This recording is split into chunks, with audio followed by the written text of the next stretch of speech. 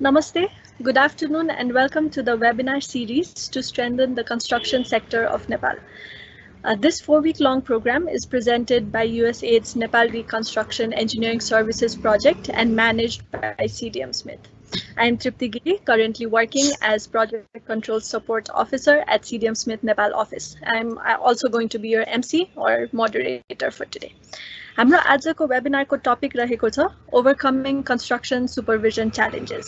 यसमा हाम्रो प्रेजेन्टरमा हुनुहुन्छ सीडीएम स्मिथको तर्फबाट मिस्टर अर्जुन कोइराला, उहाँ deputy chief of party at NRS project पनि हुनुहुन्छ।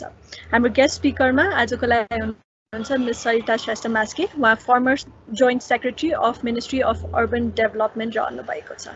हाम्रो आजको प्रोग्राम 1 घण्टा लामो हुनेछ। This is a part of the 11 topic webinar series जुन हामीले गर्दै आएका छौँ for the past 3 weeks.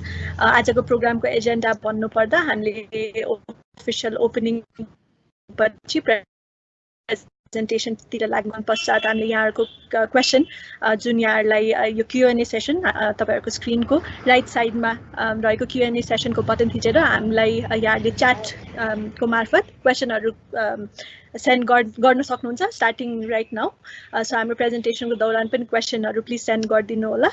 So will take those questions during हाम्रो QnA session for about 10 to 15 minutes. त्यसपछि हाम्रो गेस्ट स्पिकरलाई हामीले आमन्त्रण गरेर उहाँहरूले आफ्नो इनपुट राख्नुहुनेछ र हामीले यो प्रोग्रामलाई अफिसियली क्लोज गर्नेछौँ। आजको लागि पनि हाम्रो रेजिस्ट्रेसनमा यहाँहरूले about 1100 registries-हरुले चाहिँ हामीलाई इन्ट्रेस्ट देखाउनु भएको छ आजको प्रोग्राम अटेन्ड गर्नको लागि। यहाँहरूलाई फ्यु नोट्स पनि दिन चाहन्छु। यो सेसन रेकर्डेड छ, सो यहाँहरूलाई पछि हामीले प्रेजेन्टेसन मटेरियल को मार्फत यो रेकर्डिङ पनि प्रेजेन्ट गर्ने नै छौँ।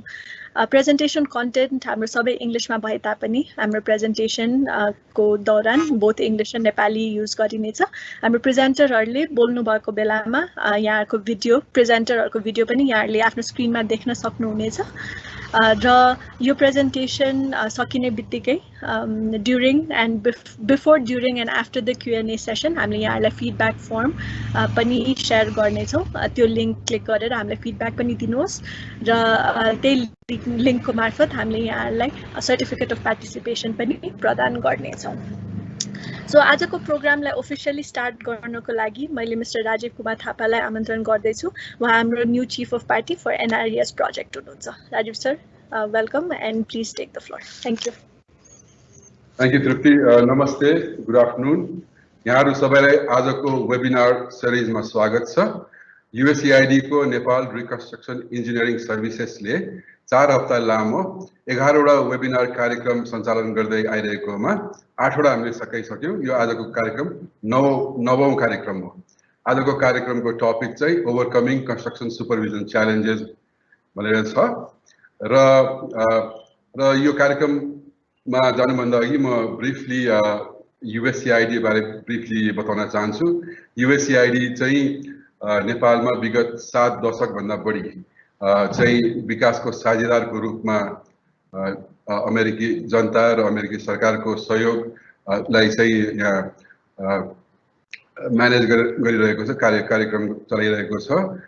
सुरुवाती दिनमा बाटोघाटो अनि यो टेलिफोन लाइन्सबाट सुरु गर्दै health sector, education sector, agriculture विभिन्न क्षेत्रहरूमा चाहिँ आफ्नो सहयोगी परियोजनाहरू चाहिँ सञ्चालन गर्दै आएको छ र विगतमा केही वर्षदेखि चाहिँ यो डिजास्टर रिस्क रिडक्सन तर्फ पनि युएसएआइडी को विभिन्न परियोजनाहरू चाहिँ कार्यरत छन्।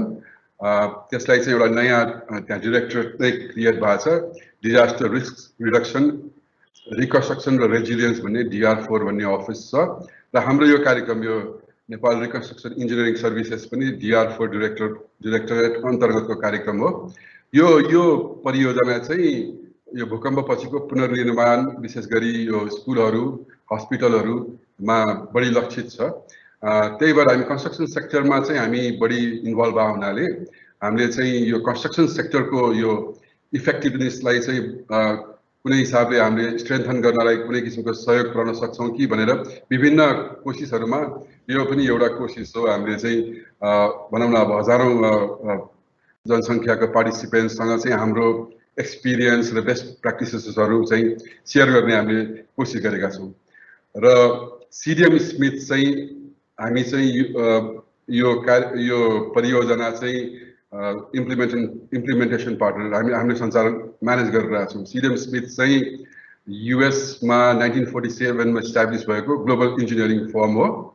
हामी वर्ल्ड वाइडै काम गरेको छौँ। अब हाम्रो कामको सेक्टरमा water, environment, transportation, energy, facilities भने बिल्डिङ्सहरू यो विभिन्न क्षेत्रमा हामी काम गर्छौँ र अब कन्सल्टिङ, डिजाइन, कन्स्ट्रक्सन बाहेक प्रोग्राम म्यानेजमेन्टमा पनि हामी धेरै ठुल्ठुलो परियोजनाहरूको प्रोग्राम म्यानेजमेन्ट, प्रोजेक्ट म्यानेजमेन्टको कामहरू पनि गर्दछौँ र हामीले यो वेबिनारको सिरिजमा हामीले सुरुमा यो हेल्थ एन्ड सेफ्टीदेखि लिएर डिजाइनदेखि लिएर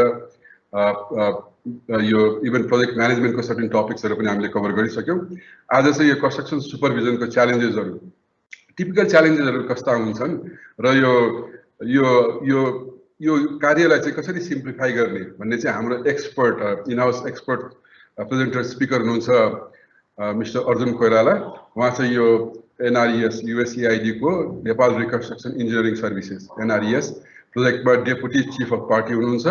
उहाँ एकदम senior civil engineer, over 25 years of civil engineering, urban planning, construction project management experience छ उहाँको। अनि उहाँको पढाइ र काम गराइको सन्दर्भमा उहाँ सिभिल इन्जिनियर, अर्बन प्लानर र सोसियोलोजिस्ट पनि हुनुहुन्छ। भन्दाखेरि उहाँले चाहिँ इन्जिनियरिङ र इभन यो कम्युनिटी इङ्गेजमेन्टमा पनि उहाँको एक्सपर्टिज छ र उहाँको चाहिँ यो स्पेसली यो कन्स्ट्रक्सन सुपरभिजनमा चाहिँ एक्सटेन्सिभ एक्सपिरियन्स छ। अनि त्यस्तै हाम्रो आमन्त्रित इन्भाइट स्पिकर पनि हुनुहुन्छ। उहाँको विस्तृत परिचय चाहिँ फेरि एमसीले पछि दिनुहुन्छ। उहाँ चाहिँ मिस सरिता श्रेष्ठ मास्के हुनुहुन्छ। उहाँ चाहिँ मिनिस्ट्री अफ अर्बन डेभलपमेन्टको फर्मर जोइन्ट सेक्रेटरी हुनुहुन्छ। उहाँको परिचय फेरि आउनेछ। यति भन्दै म आजको हाम्रो सिडिएम स्मिथका वक्ता श्री अर्जुन कोइरालालाई चाहिँ आफ्नो प्रेजेन्टेसन सुरु गर्न अनुरोध गर्दछु। धन्यवाद। धन्यवाद राजीव कुमार थापाज्यू। यहाँहरू सबैलाई हार्दिक नमस्कार। म अर्जुन कोइरालाको आज म यहाँहरू माझमा यो कन्स्ट्रक्सन सुपरभिजनमा के कस्ता खालका च्यालेन्जेसहरू हुन सक्छन् र त्यो च्यालेन्जेसलाई चाहिँ कसरी एड्रेस गर्न सकिएला अथवा ओभरकम गर्न सकिएला, कसरी सहज बनाउन सकिएला भन्ने विषयमा अलिकति चर्चा गर्नेछु। खास गरी यो सुपरभिजन गर्दाखेरि अब हामीले डिजाइन गरिसके अनुसारको कन्स्ट्रक्सन गर्ने बेलामा के कस्ता खालका सानातिना कुराहरू छुट हुन सक्लान् र जसले गर्दाखेरि अन्ततगता पछि गएर होइन यो त यस्तो गर्न खोजिएको थियो, हेर्दा हेर्दै गर्दा गर्दै फरक पर्न गएछ भनेर त्यसरी चाहिँ छुट भएर जान सक्छ। के कुराहरू मिस हुन सक्लान् त हामीले डे टु डे बेसिसमा, त्यस्तो पाटोहरूमा चाहिँ नि मैले अलिकति केही हाइलाइट्सहरू चाहिँ नि यहाँहरू माझ राख्ने प्रयास गर्छु। र यो चाहिँ नि यो हुने दौरानमा, यो सुपरभिजन गर्ने दौरानमा फेरि थुप्रै कुराहरू चाहिँ चेन्ज पनि हुँदै जान्छन्। त्यसकारण चाहिँ नि कस्ता कस्ता खालका के कारणहरूले त्यस्ता चेन्जहरू चाहिँ आउन सक्छन् जसले डिजाइन गरेको कुरालाई सुपरभिजनको समयमा उतार्दाखेरिमा चाहिँ नि केही फरक अवस्थाहरू सिर्जना गर्न सक्छ र यस्ता विषयहरूलाई चाहिँ हामी कसरी सम्बोधन गर्न जान सक्छौँ भन्ने केही बेस्ट प्र्याक्टिसेस अथवा कसरी चाहिँ नि यो सुपरभिजन ग्याप्सलाई मिनिमाइज गर्न सकिएला भन्ने विषयमा म अलिकति यहाँहरूसँग चर्चा गर्नेछु। यो सुरुमा प्रारम्भमा मैले यहाँहरूसँग चाहिँ यो साँच्चै सुपरभिजनको काम चाहिँ च्यालेन्जिङ काम हो त भन्ने प्रश्नबाट चाहिँ सुरु गर्न खोज्दैछु। हजुरहरूसँग यो अगाडि साक्षात्कार भएर प्रस्तुति गर्न पाएको भए यहाँहरूका जवाफहरू पनि लिएर म जान्थेँ होला अहिले, तर त्यो अहिले चाहिँ मलाई अवसर रहेन। तर मैले यहाँ यसरी यो चाहिँ नि पिक्चोरियल रूपमा के प्रस्तुत गर्न खोजिरहेको छु त भन्दाखेरि यो बायाँपट्टि माथि एउटा चाहिँ नि कुनै सपना हो, कुनै ड्रिम हो, कुनै सोच हो, एउटा यस्तो खालको संरचना चाहिँ निर्माण गर्न सकौँ अथवा यसलाई कुनै सामाजिक पूर्वाधारको रूपमा हेर्ने हो भने यसले कुनै सामाजिक पूर्वाधार प्रवाह गर्ने मूल संरचनाको रूपमा यसलाई लिन सकिन्छ। एउटा संरचना यो किसिमको, यो प्रकृतिको, यस्तो ढाँचाको बनाऊ भनेर डिजाइनको बेलामा सोचियो, यो कुरा आयो। तर अब यसलाई निर्माण गरेर यही आकारमा ल्याउनको निमित्त यहाँ तल दायाँपट्टि देख्न सकिन्छ यो निर्माणको चरणमा छ। अब त्यस्तो चिज प्राप्त गर्ने बेलामा यो निर्माणको दौरानमा कसरी गर्न सकिएला, केही कुराहरू चाहिँ नि मिस नहोस् भनेर जानुको निमित्त यो भिजनलाई चरितार्थ गर्नको लागि अलिकति माथिल्लो तहबाट चाहिँ हेर्नुपर्ने हुँदो रहेछ। अथवा यहाँ मैले अतिरञ्जित हिसाबले पनि राखेँ होला, यो लेन्स लगाएरै चाहिँ हेर्ने स्थिति पनि मैले यहाँ देखाएको छु। एउटा त्यो जुन एउटा सोचिएको भिजन छ त्यसलाई मेटेरियलाइज गराउनुको निमित्त एउटा सानो सुपरभिजनले चाहिँ नि फरक पार्न सक्छ है भनेर म अलिकति जोड गर्न खोजेको छु र मैले त्यो पाटोलाई चाहिँ लिएर यहाँहरू माझ चाहिँ अगाडि जान खोज्दैछु। त के हुनसक्छ त सुपरभिजन च्यालेन्जेसहरू? अब यो सुपरभिजन च्यालेन्जेसहरू विभिन्न परियोजनाका आफ्ना आफ्ना पाटोहरूमा चाहिँ निर्भर हुनसक्छ। प्रोजेक्ट स्पेसिफिक होला। रोड सेक्टरका च्यालेन्जेसहरू गएर फेरि इरिगेसन सेक्टरसँग नमिल्ला, त्यस्तै बिल्डिङ सेक्टरसँग नमिल्ला, हाइड्रो पावरका आफ्नै च्यालेन्जेसहरू हुन्छन्। इन्डिभिजुअल बिल्डिङहरू कन्स्ट्रक्ट गर्दाखेरि आफ्नै च्यालेन्जेसहरू हुन सक्छन्। तर त्यसका विविध पाटोहरू समग्रमा चाहिँ के रहन सक्छन् भनेर मैले अलिकति यहाँनिर केही छुन खोजेको छु। र यो पाटोहरूले धेरै जसो चाहिँ नि सामाजिक पूर्वाधारहरू खास गरी शिक्षा र स्वास्थ्यका संरचनाहरूको यो चाहिँ निर्माण गर्दाखेरि र त्यो निर्माणको दौरानमा सुपरभिजन गर्दाखेरि के कस्तो खालको च्यालेन्जेसहरू हुन सक्ला भन्ने विषयवस्तुलाई अहिले मैले हेर्न खोजेको छु। किनभने यो भवन संरचनामा चाहिँ यति धेरै आइटम अफ वर्क र यति धेरै एलिमेन्टहरू हुँदो रहेछ कि यसले हामीलाई यो एउटा दायरालाई अलिकति विस्तृत बनाएर लान पनि सजिलो पुर्याउने र यी भवन संरचनाहरूसँग जोडिएका फेरि ती एलिमेन्ट तत्त्वहरू त्यसका चाहिँ नि साना तिना मसिना यो चुकुल काँटी किला सबैलाई हेर्ने हो भने फेरि धेरै जसो हामीले आफूले चाहिँ नि चिनिरहेको जानिरहेको देखिरहेको विषयवस्तुहरू पनि हुँदो रहेछ। त्यसकारण हेर्दा हेर्दै देखिरहेका कुराहरू कसरी हामीबाट छुट भएर जान सक्दो रहेछ र अन्ततोगत्वा होइन साँच्चै खोजेको जे थियो त्यही चाहिँ प्राप्त गर्न सकियो कि सकिएन त भनेर एकचोटि पुनरावलोकन गर्न सकिने अवस्था रहन्छ। त्यसकारण मैले यो बिल्डिङ संरचनाको पाटोलाई अलिक बढ्ता यहाँहरू माझ अब अगाडि प्रस्तुत गर्छु। मूल रूपमा हेर्ने हो भने की डकुमेन्ट्सहरू चाहिँ हामीसँग सबै पूर्ण रूपमा हाम्रा डकुमेन्टहरू छन् कि छैनन् भन्ने खालको पाटो चाहिँ एउटा महत्त्वपूर्ण हुने रहेछ। त्यस्तै साइट फिचरहरू, साइट सर्वे त गरेर आइयो, सर्वे गरेर आउँदाखेरिको त्यसको चाहिँ टोपोग्राफिक सर्वे गरिसक्यो, जियोटेक सर्वे इन्भेस्टिगेसनहरू पनि गरिसक्यो र त्यसलाई अब डिजाइनको रूपमा राख्दाखेरि स्पेस एरेन्जमेन्टहरू गरेर गर्दाखेरि कतै खार्नुपर्ने कतै पुर्नुपर्ने विभिन्न खालको परिवेशहरू चाहिँ हुनसक्छ। अथवा ओरिएन्टेसन चाहिँ नक्सामा जस्तो बनाइयो, पछि गएर फिल्डमा लगेर त्यसलाई लेआउट गर्ने बेलामा अरू कठिनाइहरूका कारण फेरि अर्कै अवस्थाहरू सिर्जना हुन सक्ला। त्यसैले यस्ता खालका कुराहरू पनि यहाँनिर जोडिन सक्छ। सिभिल वर्कको पाटोहरू, वाटर सप्लाई सेनिटेसनको कुराहरू, इलेक्ट्रिकल वर्क्सहरूमा चाहिँ सामान्य हाम्रो कहाँनिर चाहिँ अलिकति छुटपुट हुन सक्दो रहेछ, वातावरणीय पक्षहरू चाहिँ हामीले कसरी मिस आउट गर्न सक्दो रहेछौँ भन्ने खालको कुराहरू। र अर्को महत्त्वपूर्ण पाटो हामीले यो यही वेबिनारको सिरिजमा पनि सुरुको दिनमा हामीले यो हेल्थ एन्ड सेफ्टीको कुराहरू पनि राखेका थियौँ। यी पाटोहरू चाहिँ नि कतिको छुट हुन सक्ला र मेटेरियल क्वालिटीको कुरा, फिनिसिङको आइटमको कुराहरू र खास गरी यो वर्कम्यानसिपको पक्ष पनि यसमा चाहिँ साह्रै संवेदनशील रहन्छ। चाहिँ यो कुरालाई पनि मैले हेर्न खोजेको छु। यति मात्रै नभएर वास्तवमा त्यो सोचिएको नाप नक्सा अनुसारको निर्माण सम्पन्न गराउनुको निमित्त जुन किसिमको संस्थागत संरचना अथवा ढाँचाको परिकल्पना गरिएको हुन्छ त्यो ढाँचा र त्यो ढाँचा अनुसारको जिम्मेवारी लिनुभएको हाम्रो साथीहरूको बिचमा पनि त्यो अथोरिटी अथवा चाहिँ रेस्पोन्सिबिलिटी डेलिगेट हुन सक्यो कि सकेन, त्यसलाई पूर्ण रूपमा पालना गरेर सघाउ पुर्याउन सक्यो कि सकेन भन्ने पाटो पनि अलिकति हेऱ्यो भने समग्रमा यो सुपरभिजन च्यालेन्जेसका विषयहरू थाहा पनि पाउन सकिन्छ र त्यसलाई एड्रेस गर्न पनि सकिन्छ भनेर मैले बुझ्न खोजेको छु र यहाँहरूलाई मैले त्यो बाटोमा लाँदैछु।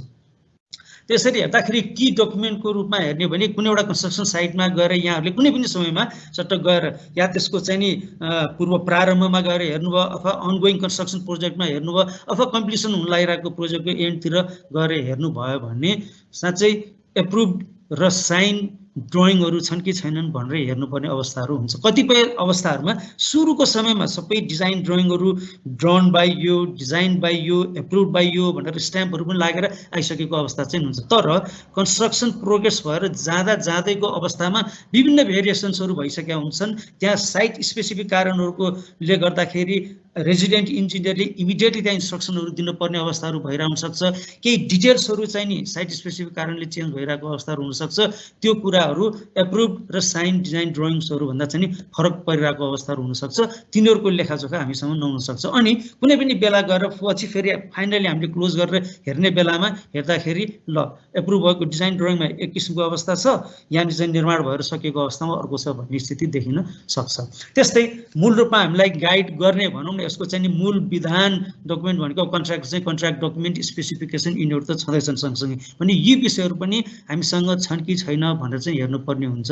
कतिपय अवस्थाहरूमा यहाँहरूले पनि भोग्नु भएको छ होला कि यी डकुमेन्टहरू नभएको अथवा प्राप्त हुन नसकेको अथवा सम्बन्धित साइटमा चाहिँ नभएको, आफ्नो चाहिँ हेड अफिसमा त छ तर साइट अफिसमा यी कुराहरू छैनन् र आवश्यक परेको बेलामा टेलिफोन इमेल मार्फत चाहिँ नि पठाएर लिएर चाहिँ आफूले काम गरिरहेको अवस्थाहरू पनि होला। तर यसलाई यी डकुमेन्टहरूलाई चाहिँ सकभर आफ्नो सम्बन्धित साइटमा राखिराख्दाखेरिमा चाहिँ अति उत्तम हुन्छ, आफूलाई चाहिएको समयमा रेफरेन्स गर्न सकिने हुन्छ। त्यो त कन्ट्र्याक्चुअल डकुमेन्टको पार्टहरू भयो, एप्रुभ होइन डिजाइन ड्रइङहरूका कुराहरू भयो। तर यो एप्रुभलहरू पनि फेरि डिजाइन गर्नेले डिजाइनरले एप्रुभ गरेर मात्रै पनि भएन, डिजाइनरले ड्रइङ गर्ने ड्रइङहरू सम्बन्धित सरकारको केन्द्र सरकार प्रादेशिक अथवा स्थानीय तहमा कुन तहमा कसरी यी नक्साहरू चाहिँ नि एप्रुभ भएर जानुपर्ने, यसले कस्ता खालका मापदण्डहरू पालना गरेर कुन किसिमको चाहिँ नि अब त्यो बाइलजहरू छ भने अथवा चाहिँ डिजाइन रिक्वायरमेन्ट्सहरू छ भने तिनीहरू पालना भएर गएको छ कि छैन त्यो कुराहरू पनि हेर्नुपर्ने अवस्थाहरू रहन्छ। अहिले सरस्वती हेर्ने भने अहिले हाम्रो मुलुकमा अब पुनर्निर्माण चाहिँ नि सम्पन्न हुन सकेको त त्यसको चाहिँ नि समयावधि अब एक तहमा पुग्न लागेको अवस्थामा हामीले हेर्दाखेरि हिजोको दिनमा हामीले सम्बन्धित मन्त्रालयहरूको पाटोमा मात्रै हेरेर हुन्थ्यो भने अहिले केन्द्रीय आयोजना चाहिँ यो समन्वय के अरे यो कार्यान्वयन इकाइहरू पनि छन्, त्यस्तै शहरी विकास तथा भवन निर्माण लगायत नगरपालिकाहरूबाट पनि यी नक्साहरू चाहिँ एप्रुभ भएको छन् कि छैनन् भन्ने कुराहरू पनि हेर्न अत्यन्त आवश्यक हुन्छ। यहाँनिर मैले बायाँपट्टि यहाँहरूलाई चाहिँ नि विभिन्न यो नगरपालिका अथवा विभिन्न तहबाट चाहिँ नि स्वीकृति प्राप्त भएको बेहोरा चाहिँ यहाँ राखिरहेको छु भने यो दायाँपट्टिको चित्रमा बडा इन्ट्रेस्टिङ छ। यो अब नगरपालिका तहबाट यो सडक अधिकार क्षेत्र यति भनेर एप्रुभ गरेर कन्स्ट्रक्सन साइटमा यहाँ दायाँपट्टि माथि देख्न सक्नुहुन्छ यहाँ चाहिँ संरचनाहरू निर्माण हुन थाले। तर समयकालमा गएर केही समयपछि लगत्तै फेरि यहाँनिर यो बाटोको निर्माण सुधार विस्तार गर्ने कार्यक्रम चाहिँ रह्यो। अब यो चाहिँ नि नगरपालिकाले यसलाई एउटा सडक अधिकार क्षेत्र भनेर डिफाइन गरेर यहाँको नक्सा पास गरिसकेको अवस्था थियो। तर यो बाटोलाई चाहिँ सुधार गर्ने, यो बाटोसँग रिलेटेड परियोजना कार्यान्वयन गर्ने इकाइले भने यो सडक अधिकार क्षेत्र त्यो नगरपालिकाले एप्रुभ गरेको भन्दा अलिकति विस्तृत रहेछ, फराकिलो रहेछ। यो हुन साथै यो माथिपट्टिको दायाँपट्टिको साइडमा सबै कुराहरू समानुपातिक हिसाबले भित्रपट्टि सरे। त्यसले गर्दाखेरि हिजो त्यहाँ टोपोग्राफिक सर्वे गरिसकेपछि त्यसको चाहिँ नि त्यो कन्टुरहरू सबै हेरेर कुन पार्टहरू ब्लकहरू कुन ठाउँमा चाहिँ डिजाइन गरिएको थियो त्यो सबै कुराहरूमा असर पार्ने भयो। त्यहाँभित्रको चाहिँ थुप्रै संरचनाहरू फरक पार्ने भयो। त्यहाँभित्र अब त्यो क्वान्टिटी नै धेरै फरक पर्ने अवस्थाहरू भयो। एक बिल्डिङदेखि अर्को बिल्डिङ ब्लकसम्म यति डिस्टेन्समा यसरी राख्ने भनेर सोचेका कुराहरू पनि सबै फरक पर्न गए। पार्किङको स्पेसहरूमा फरक पर्न गए। यस्ता खालका अवस्थाहरू चाहिँ पर्न सक्छ। भन्दा डिजाइनको समयमा हामीसँग एउटा सूचना थियो, त्यसलाई चाहिँ कार्यान्वयन गर्ने बेलामा सुपरभिजनको समयमा एडिसनल अरू चाहिँ मापदण्डहरू पालना गर्नुपर्ने अवस्थाहरू हुँदाखेरि यी कुराहरूले त्यो कन्स्ट्रक्सनको कुराहरूलाई चाहिँ प्रभाव पार्न सक्ने अवस्थाहरू देखे। त्यसकारण यी कुराहरू समय सापेक्ष रूपमा हामीले हेर्दै जानुपर्ने हुन्छ भने डिजाइनको समयमा पनि हामीले अधिक से अधिक कन्सल्टेसनहरू गरेर यी जानकारीहरू चाहिँ लिनुपर्ने हुन्छ भने त्यो निर्माण सुरु गर्ने समयमा पनि यी कुराहरूलाई कन्फर्म गरेर जाँदा अति उपयुक्त हुन्छ। हामीले हिजो अस्तिका चाहिँ नि यही यो वेबिनार सिरिजमा यहाँहरूले पार्टिसिपेट गरिराख्नु भएको छ भने म यहाँहरूलाई चाहिँ स्मरण गराउँ, क्वालिटी कन्ट्रोल अथवा चाहिँ क्वालिटी एस्युरेन्सको टुल्स त्यसका प्र्याक्टिसेसहरूको बारेमा पनि निकै चर्चा भएको थियो र यहाँहरूले सुन्नुभएको थियो। क्वालिटी कन्ट्रोल प्लान पनि बनाउन अति आवश्यक हुन्छ भन्ने कुरा। त्यसैले यहाँनिर यो सुपरभिजनको समयमा पनि कति समयमा हामीले हेर्दाखेरि क्वालिटी कन्ट्रोल प्लान डकुमेन्टहरू भएको अवस्था अथवा नभएको भन्दा पनि अलिक क्लियरली चाहिँ हुन नसकेको अवस्थाहरू र तिनीहरू छन् भने पनि त्यो क्वालिटी कन्ट्रोल प्लानले अथवा क्वालिटी एस्युरेन्स प्लानले कसरी तिनीहरूको डकुमेन्टेसनहरू गर्नुपर्छ, टेस्टिङका रेकर्डहरू कसरी राख्नुपर्छ भन्ने खालको कुराहरू भइ नसकेको अवस्था। साइडमा गएर हेर्नुभयो भने यस इक्विपमेन्टहरू छन्, कहीँ रेकर्डका फाइलहरू पनि छन्, तर पर्याप्त मात्रामा चाहिँ नभएको अवस्थाहरू हुनसक्छ। त्यसले गर्दाखेरि भोलि त्यो सुपरभिजनले एउटा रेजिलियन्ट स्ट्रक्चर चाहिँ जुन सोचिएको थियो त्यो निर्माण गर्नमा सघाउ पुग्यो कि पुगेन भन्ने कुरामा चाहिँ फेरि प्रश्न रहन सक्छ। त्यसैले यो पाटोहरू पनि हामी नछुटाउँ। यस्तै गरी यो हेल्थ सेफ्टीका चाहिँ नि प्लानहरू पनि बनाउनु पर्ने हुन्छ, ती कुराहरू पनि छन् कि छैनन् सुरुमै हामीले हेर्नु पर्यो। र त्यो अघि मैले यहाँलाई भने टेस्टिङका कुराहरू कति फ्रिक्वेन्सीमा टेस्ट गर्नुपर्ने, कसरी चाहिँ नि मटेरियलहरू साइटमा आउँदाखेरि कुन फ्रिक्वेन्सीमा कुन ब्याचमा कसरी लिनुपर्ने, त्यसको चाहिँ प्लानहरू हेरेर त्यो रेकर्डहरू पनि राख्दै जानुपर्ने हुन्छ। यी खालका कुराहरू हामीले गर्दा गर्दै कहिले सामग्री रातिमा आउँछ, कहिले सामग्री बिदाको बेलामा आउँछ, कहिले कतिखेर आउँछ, साइटमा काम गर्नु परिसक्यो होइन मन आएसम्म चाहिँ नहेर्नु भनेर भन्न सक्ने अवस्थाहरू नभएको छ। यस्ता व्यावहारिक पाटोहरू चाहिँ नि छँदैछन्। यिनीहरू हाम्रा सुपरभिजनका च्यालेन्जहरू छन्। त्यसलाई कसरी सिस्टमेटिक ढङ्गबाट अगाडि लाने भन्ने पाटो हामीले हेर्न आवश्यक हुन्छ। त्यस्तै गरी विभिन्न उपकरणहरू चाहिँ जडानको निमित्त त्यहाँ चाहिँ प्रस्ताव गरिएको हुन्छ। त्यस्ता सामग्री जडान मात्रै भएर नजाओस्। इभन तपाईँको यो सिलिङ फ्यानहरू छ भने तिनीहरूको चाहिँ वारेन्टी कार्डहरू समेत चाहिँ त्यो सप्लायरले प्रोभाइड गरिरहेको अवस्थाहरू हुनसक्छ भन्दाखेरि हामीले सुपरभिजनको समयमा त्यस्ता डकुमेन्टहरूलाई चाहिँ नि लिने, कलेक्ट गर्ने, रेकर्ड गर्ने गरेर राख्नुपर्ने हुन्छ। निर्माणको कार्य अगाडि बढिरहेको समयमा एज बिल्ड ड्रइङ अति महत्त्वपूर्ण हुन्छ, किनभने खास गरी जमिन मुनि रहेका हाम्रा युटिलिटिजका कुराहरू कहाँ कताबाट कसरी गइरहेछन् भन्ने कुराहरू थाहा पाउनुपर्ने एउटा महत्त्वपूर्ण पाटो हुन्छ भने अरू थुप्रै कुराहरू चाहिँ नि सँगसँगै हामीले प्रस्ताव गरेको नक्सा अनुसार चाहिँ बनिरहेको छ कि छैन भन्ने त्यो ड्रइङ पनि सँगसँगै बनाउँदै जाँदाखेरि अत्यन्त सान्दर्भिक इन्फर्मेसन राइट अन द स्पटमा भएको बेलामा हामीले क्याप्चर गर्न सकिने अवस्था हुन्छ। कतिपय अवस्थाहरूमा यी कामहरू फेरि पछिल्लो समयमा धकालिएको हुन्छ अनि केही त्यसमा चाहिँ जटिलताहरू देखिन सक्छन्। र यो विभिन्न चरणहरूमा चाहिँ नि कार्य प्रगति कति भइरहेको छ र त्यसको कम्प्लिसनको अवस्था चाहिँ कस्तो छ भनेर यो चेकलिस्ट पनि बनाएर जान सकिन्छ। मैले यो तलपट्टि बायाँ यहाँहरूलाई एउटा चेकलिस्ट पनि राखेर देखाउन खोजेको छु। यो आइटम अफ वर्कका कुराहरू छन् बायाँपट्टि साइडमा, तिनीहरूको अवस्था कम्प्लिसनको अवस्थाहरू के छ भन्ने कुराहरू छ।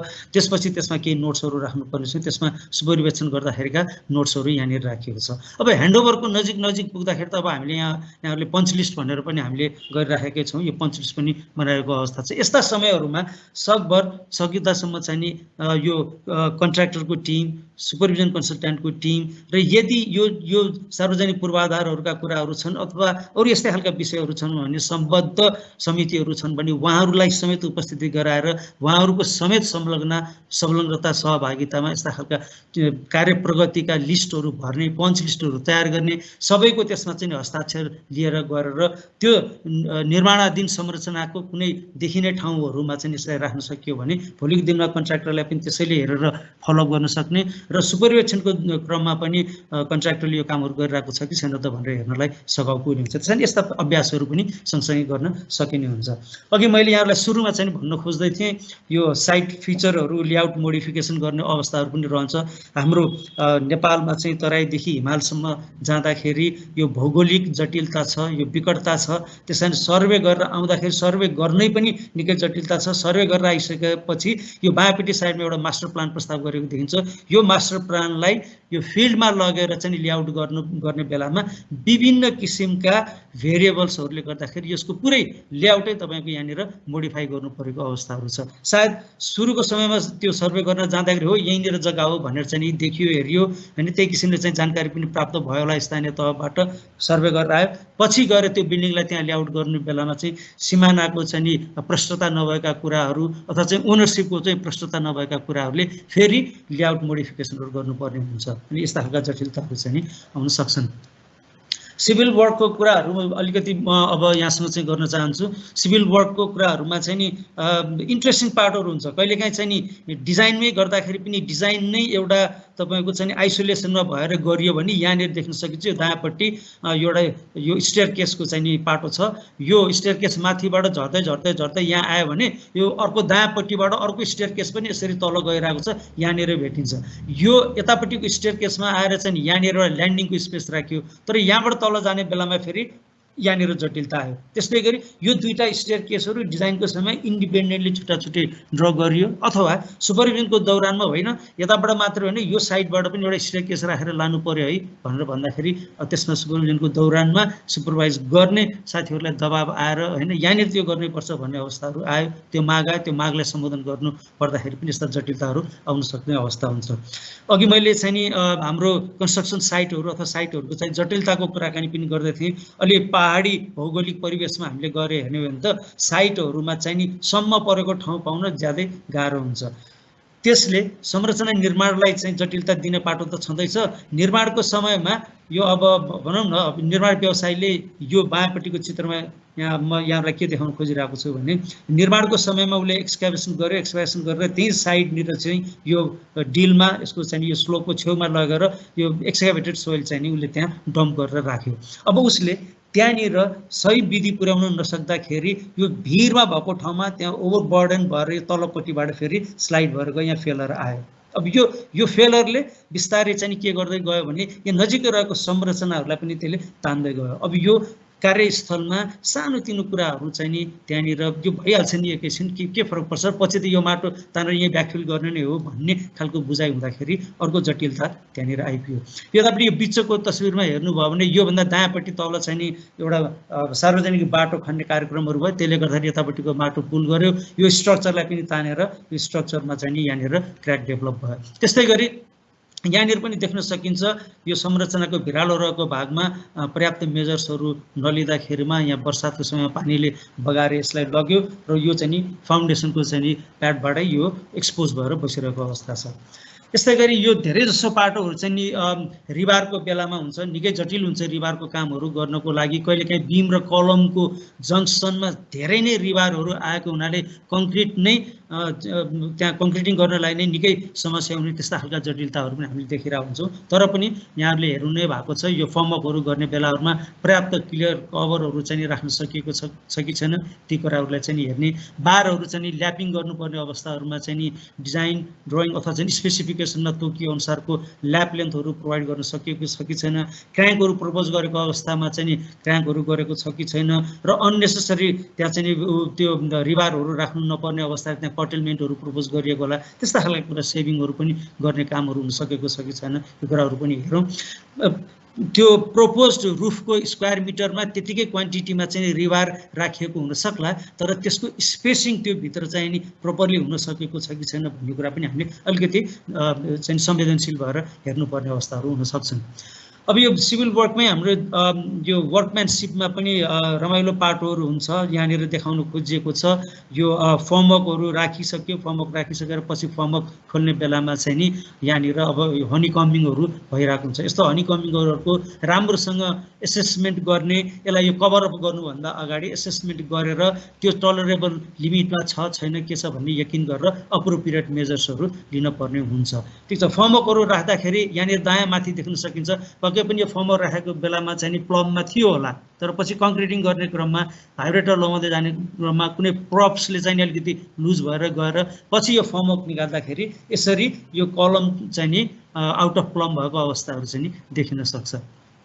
यहाँ यो तलको पिक्चरमा के देखाउन खोजिएको छ भने यो बिचमा चाहिँ नि एउटा सिङ्क राखिएको छ, एउटा काउन्टर चाहिँ नि स्ल्याब छ। यो काउन्टर स्ल्याबको यतापट्टि यो तल बटमबाट चाहिँ नि यो यति धेरै क्यान्टिलिभर जस्तो यो प्रोजेक्ट भएर बाहिर गयो, तल कुनै सपोर्ट राखिएको थिएन डिजाइनमा। अब डिजाइनमा नभएपछि अब कन्स्ट्रक्सनको बेलामा पनि राख्ने कुरा भएन, तर त्यो कन्स्ट्रक्सन गर्दाखेरि प्रपर मेथोडोलोजी नअपनाएको कारणले गर्दाखेरिमा यहाँनिर यो फर्मवर्क झिक्दाखेरि क्र्याकहरू चाहिँ डेभलप भयो। अब यसलाई फेरि अर्को चाहिँ यो पेडेस्टलहरू चाहिँ नि दिएर त्यसलाई चाहिँ नि रेक्टिफाई गर्नुपर्ने अवस्थाहरू आउने हुन्छ।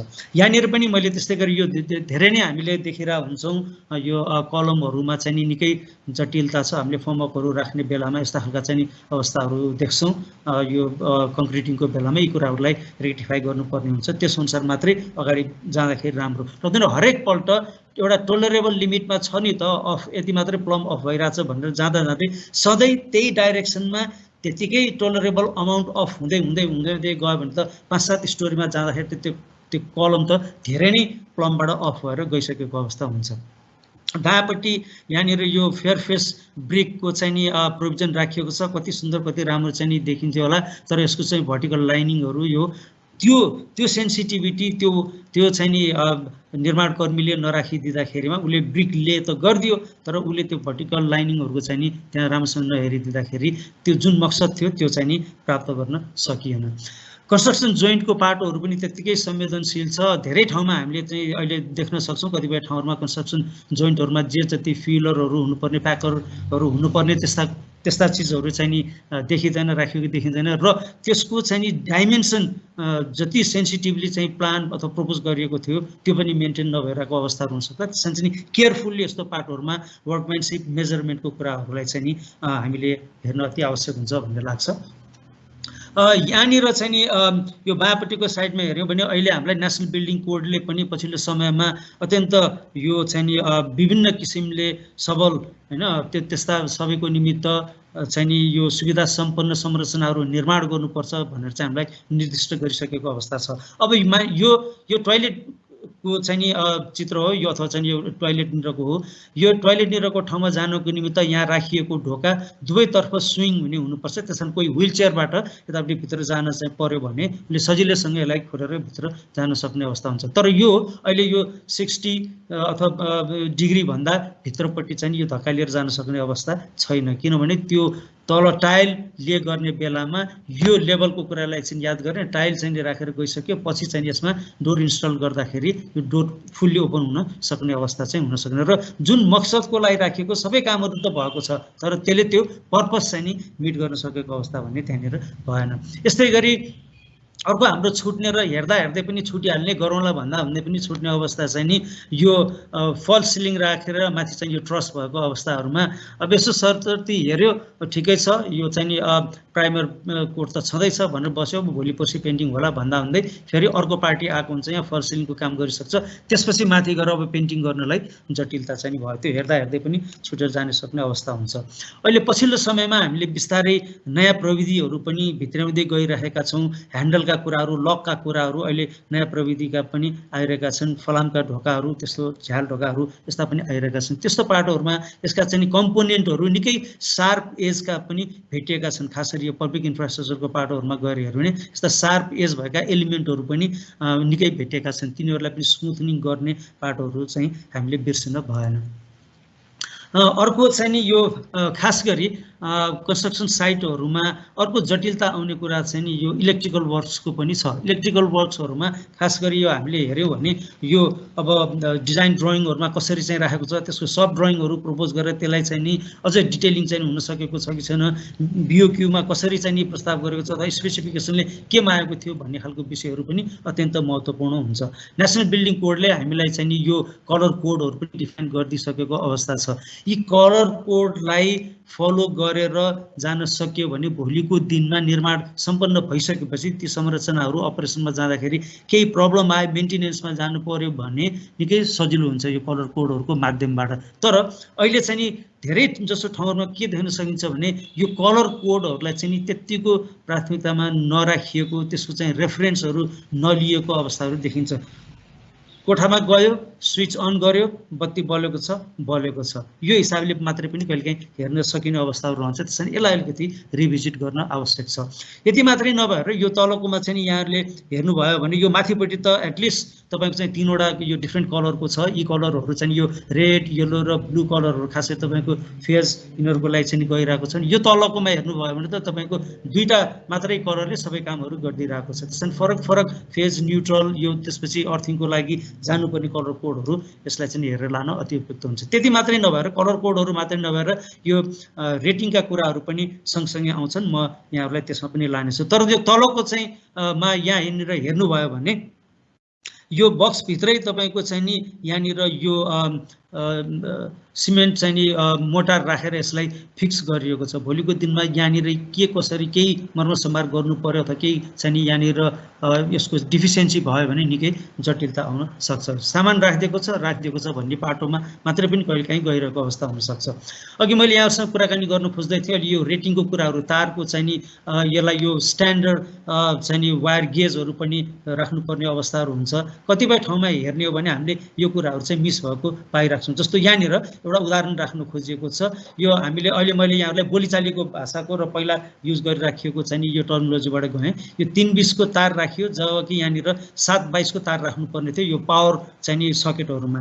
त्यस्तै अर्थिङकोमा चाहिँ नि 320 को चाहिँ तार राख्नुपर्नेमा 118 को चाहिँ नि तार राखिएको छ।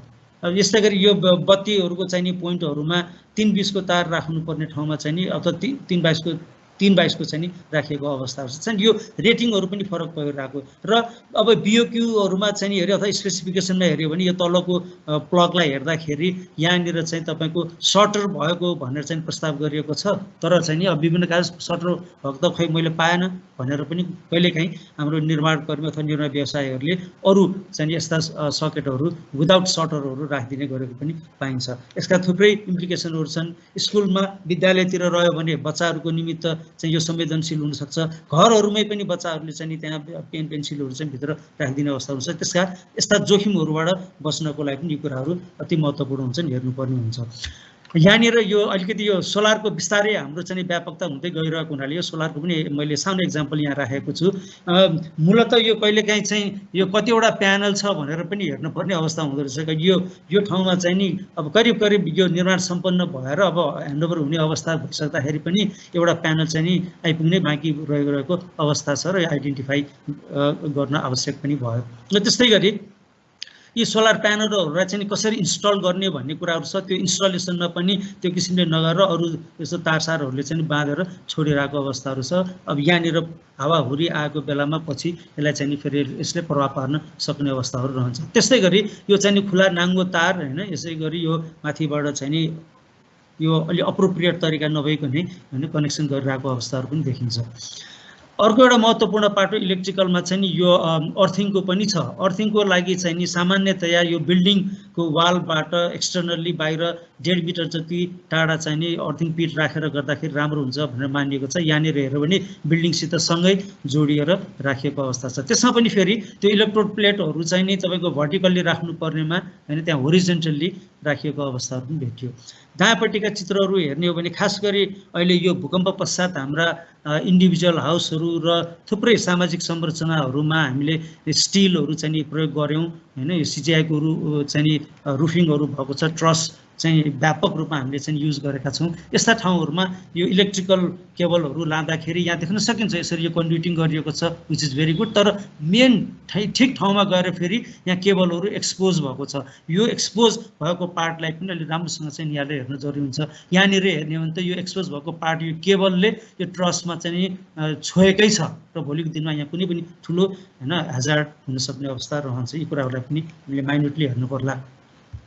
अर्को एउटा विषय चाहिँ वाटर सप्लाई सेनिटेसनको पार्टहरू पनि छ। खास गरी यसलाई यो डिजाइनको बेलामा राम्रोसँग गरिए पनि इन्स्टलेसनको बेलामा फेरि हाम्रो त्यो खालको वर्कम्यानसिपहरू नहुँदाखेरि अथवा त्यो अप्रोप्रिएट डिटेल्स अथवा कम्प्लिट डिटेल्सहरू नहुँदाखेरि अब जति डिटेल्स छ त्यतिसम्मको मात्रै कामहरू गर्दाखेरि यस्ता खालका अवस्थाहरू पनि आउन सक्छन्। र सुपरभिजनको बेलामा अब यहाँ के गर्ने, यसलाई यत्तिकै छाडिदिने अथवा के गर्ने। यो तलको चित्रमा हेर्नुभयो भने यो यहाँ पानी खाँदा 2-4 पटक चाहिँ नि यसमा पानी खाने बेलामै यिनीहरू चाहिँ फुकेर जाने अवस्था रहन्छ। त्यसकारण सुपरभिजनको बेलामा होइन यहाँनिर अलिकति माथिबाट यसरी सानो चाहिँ कङ्क्रिट चाहिँ यसरी गरेर राखिदिउँ, यसलाई फिक्स गरिदिउँ भनेर गरियो। यस्ता खालका अवस्थाहरू सबै ठाउँमा सम्भव हुन पनि सक्छन्, नहुन पनि सक्छन्। यी भेरिएसनहरू यसले इन्भाइट गर्न सक्छ र त्यो मेजर्स चाहिँ फेरि अप्रोप्रिएट नै हुन्छ भनेर भन्न पनि नसकिने अवस्थाहरू होला। त्यसैले यी कुराहरूमा पनि हामीले अति नै सूक्ष्म रूपमा हेर्नुपर्ने अवस्थाहरू हुनसक्छ।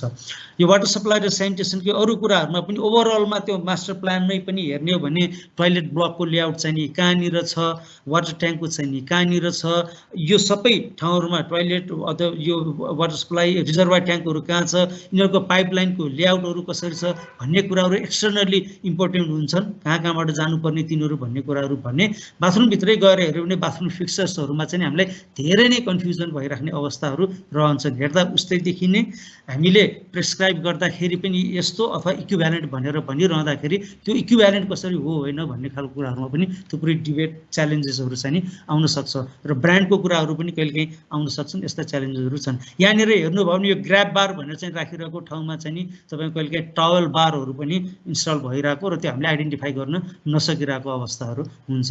त्यस्तै गरी यो धाराहरू पनि जुन टाइपको भनिएको छ त्यो खालको नभएर फरक आउने अवस्थाहरू पनि होला। यसलाई अलिकति सूक्ष्म रूपमा हेर्न आवश्यक हुन्छ। यो अलिकति वर्कम्यानसिपको पाटोमा र फिनिसिङहरूको पाटोमा चाहिँ नि म यहाँ जान खोजिरहेको छु। यो तलको पार्टमा हेर्नुभयो भने यहाँ यो टाइलहरू चाहिँ नि राखिएको छ। यो टाइलहरू तपाईँको डिफ्रेन्ट टाइलहरू चाहिँ नि राखिएको छ। एउटा यो अब टोयलेटको पोर्सनमा डिफ्रेन्ट टाइलहरू राखिएको छ। डिजाइन नै यही किसिमले दिएर गरिएको अवस्थामा त समस्या भएन, ठिकै छ, डिजाइनले नै खोजेको कुरा आयो, हामी भन्ने गरेका छौँ कथाले मागे अनुसारको, यस फाइन। तर लगाउन त अब टाइल नै लगाएको छ, प्राइस पनि त्यही नै हो। अब आयो टाइल उठाउँदै गयो, लगाउँदै गयो, गर्दाखेरिको नतिजा यस्तो भइरहेको छ यहाँनिर। यस्तै गरी यहाँनिर यो अब तल यो फ्लोरबाट चाहिँ नि तपाईँको यो कन्ड्युट लिएर आएर यो ठाउँमा चाहिँ नि केबल लगाएको छ, इलेक्ट्रिकल केबल। यो लाने बेलामा यहाँ त्यति मेहनत गरेर गरिएको अवस्था देखिँदैन। यो सधैँको लागि यो एउटा भिजुअल्ली पनि एउटा चाहिँ नि अग्ली भइरहेको अवस्था हुन्छ भन्ने यो एक्सपोज्ड तपाईँको चाहिँ नि त्यो कन्ड्युटले सधैँ एउटा चाहिँ हाजार्ड त्यहाँ चाहिँ नि प्रेजेन्ट गरिरहेको अवस्थाहरू हुन्छ। त्यस्तै गरी यहाँनिर हेर्ने हो भने हामीले यो चाहिँ नि अब सम्पन्न हुने अवस्थामा फेरि गएर फ्लोरमा चाहिँ नि कटिङ गरेर विभिन्न किसिमको चाहिँ नि यो तारहरू चाहिँ नि ले गरेर लाने अवस्थामा यो गर्दाखेरि अब त्यो चाहिँ नि पर्निङ गरेको फ्लोरमा यो किसिमको प्याचेसहरू सधैँको लागि देखिराख्ने अवस्था रहिरह्यो। यहाँनिर एउटा बडो इन्ट्रेस्टिङ छ। यहाँनिर यो चाहिँ नि टोयलेटको पोर्सन हो। यो चाहिँ नि एउटा पब्लिक इन्फ्रास्ट्रक्चरमा यहाँभित्र टोयलेट छ। यहाँनिर यो टोयलेट प्रयोग गरेर आउँदाखेरि यो ढोका बाहिर खुल्छ। यो ढोका बाहिर खुल्दाखेरि यहाँबाट बाहिर निस्किने मान्छेले ढोका बाहिर खोल्दाखेरि उतापट्टिबाट चाहिँ कोही यो टोयलेटतर्फ आइरहेको छ भने उसलाई लाग्ने अवस्था हुन्छ। डिजाइनमा यो ढोका भित्र खुलिरहेको छ, ढोका पनि आयो, इन्स्टलेसन पनि भयो, हामी ल यो ठिक छ ढोका राखेको छ भनेर हामीले एप्रुभ पनि गरेर गयौँ, तर यो राइट डाइरेक्सनतिर ओपन भइरहेको छ। यस्ता मसिना कुराहरू होला, तर त्यो डिजाइन गर्दाखेरि पक्कै पनि थुप्रै कुरा विचार गरेर राखिएको थियो होला, जुन सुपरभिजनको टाइममा अलिकति मिस भयो। म अब अलिकति यो स्ट्रक्चरहरूको पाटोबाट अलिक यो बाहिर एक्सटर्नल इन्भाइरोमेन्टतिर जाँदैछु। इन्भाइरोमेन्टल कन्सिडरेसनहरू पनि त्यत्तिकै महत्त्वपूर्ण हुन्छ। खास गरी यो कन्स्ट्रक्सनको पिरियडमा केही टेम्पोरेरी मेजर्सहरू लिनुपर्ने हुन्छ भने पर्मानेन्टली पनि साइट स्पेसिफिक कन्डिसन्सहरूलाई हेरेर पर्मानेन्टली पनि केही मेजर्सहरू लिनुपर्ने हुन्छ, खास गरी रेन वाटर अथवा स्ट्रम वाटर ड्रेनेज म्यानेजमेन्टको हिसाबमा। यो कुरा हाम्रो चाहिँ नि जस्तो यो टोपोग्राफी अथवा जियोग्राफिक कन्डिसन भएको ठाउँमा अति च्यालेन्जिङ हुन्छ। हामीले त्यो सुरुको चरणमै धेरै डिटेलमा हेर्नुपर्ने हुन्छ। तर प्रोजेक्टको कस्टले अलाउ नगरेको अवस्थामा केही कम्पोनेन्टहरू कम्प्रोमाइज गरेर डिजाइनको बेलामा अगाडि गएको हुन्छ र कन्स्ट्रक्सनको बेलामा त्यहाँ साइट सिचुएसन्सहरू चेन्ज हुन्छ। त्यो साइट सिचुएसनहरू चेन्ज भइसकेपछि अब डिजाइनमा नभएको अथवा डिजाइनमा भएको तर एडेक्वेटली नभएको कुराहरूलाई अब सुपरभिजनको बेलामा एड्रेस गर्नुपर्ने हुन्छ। अनि यस्ता खालका जटिलताहरू चाहिँ आउन सक्छन्।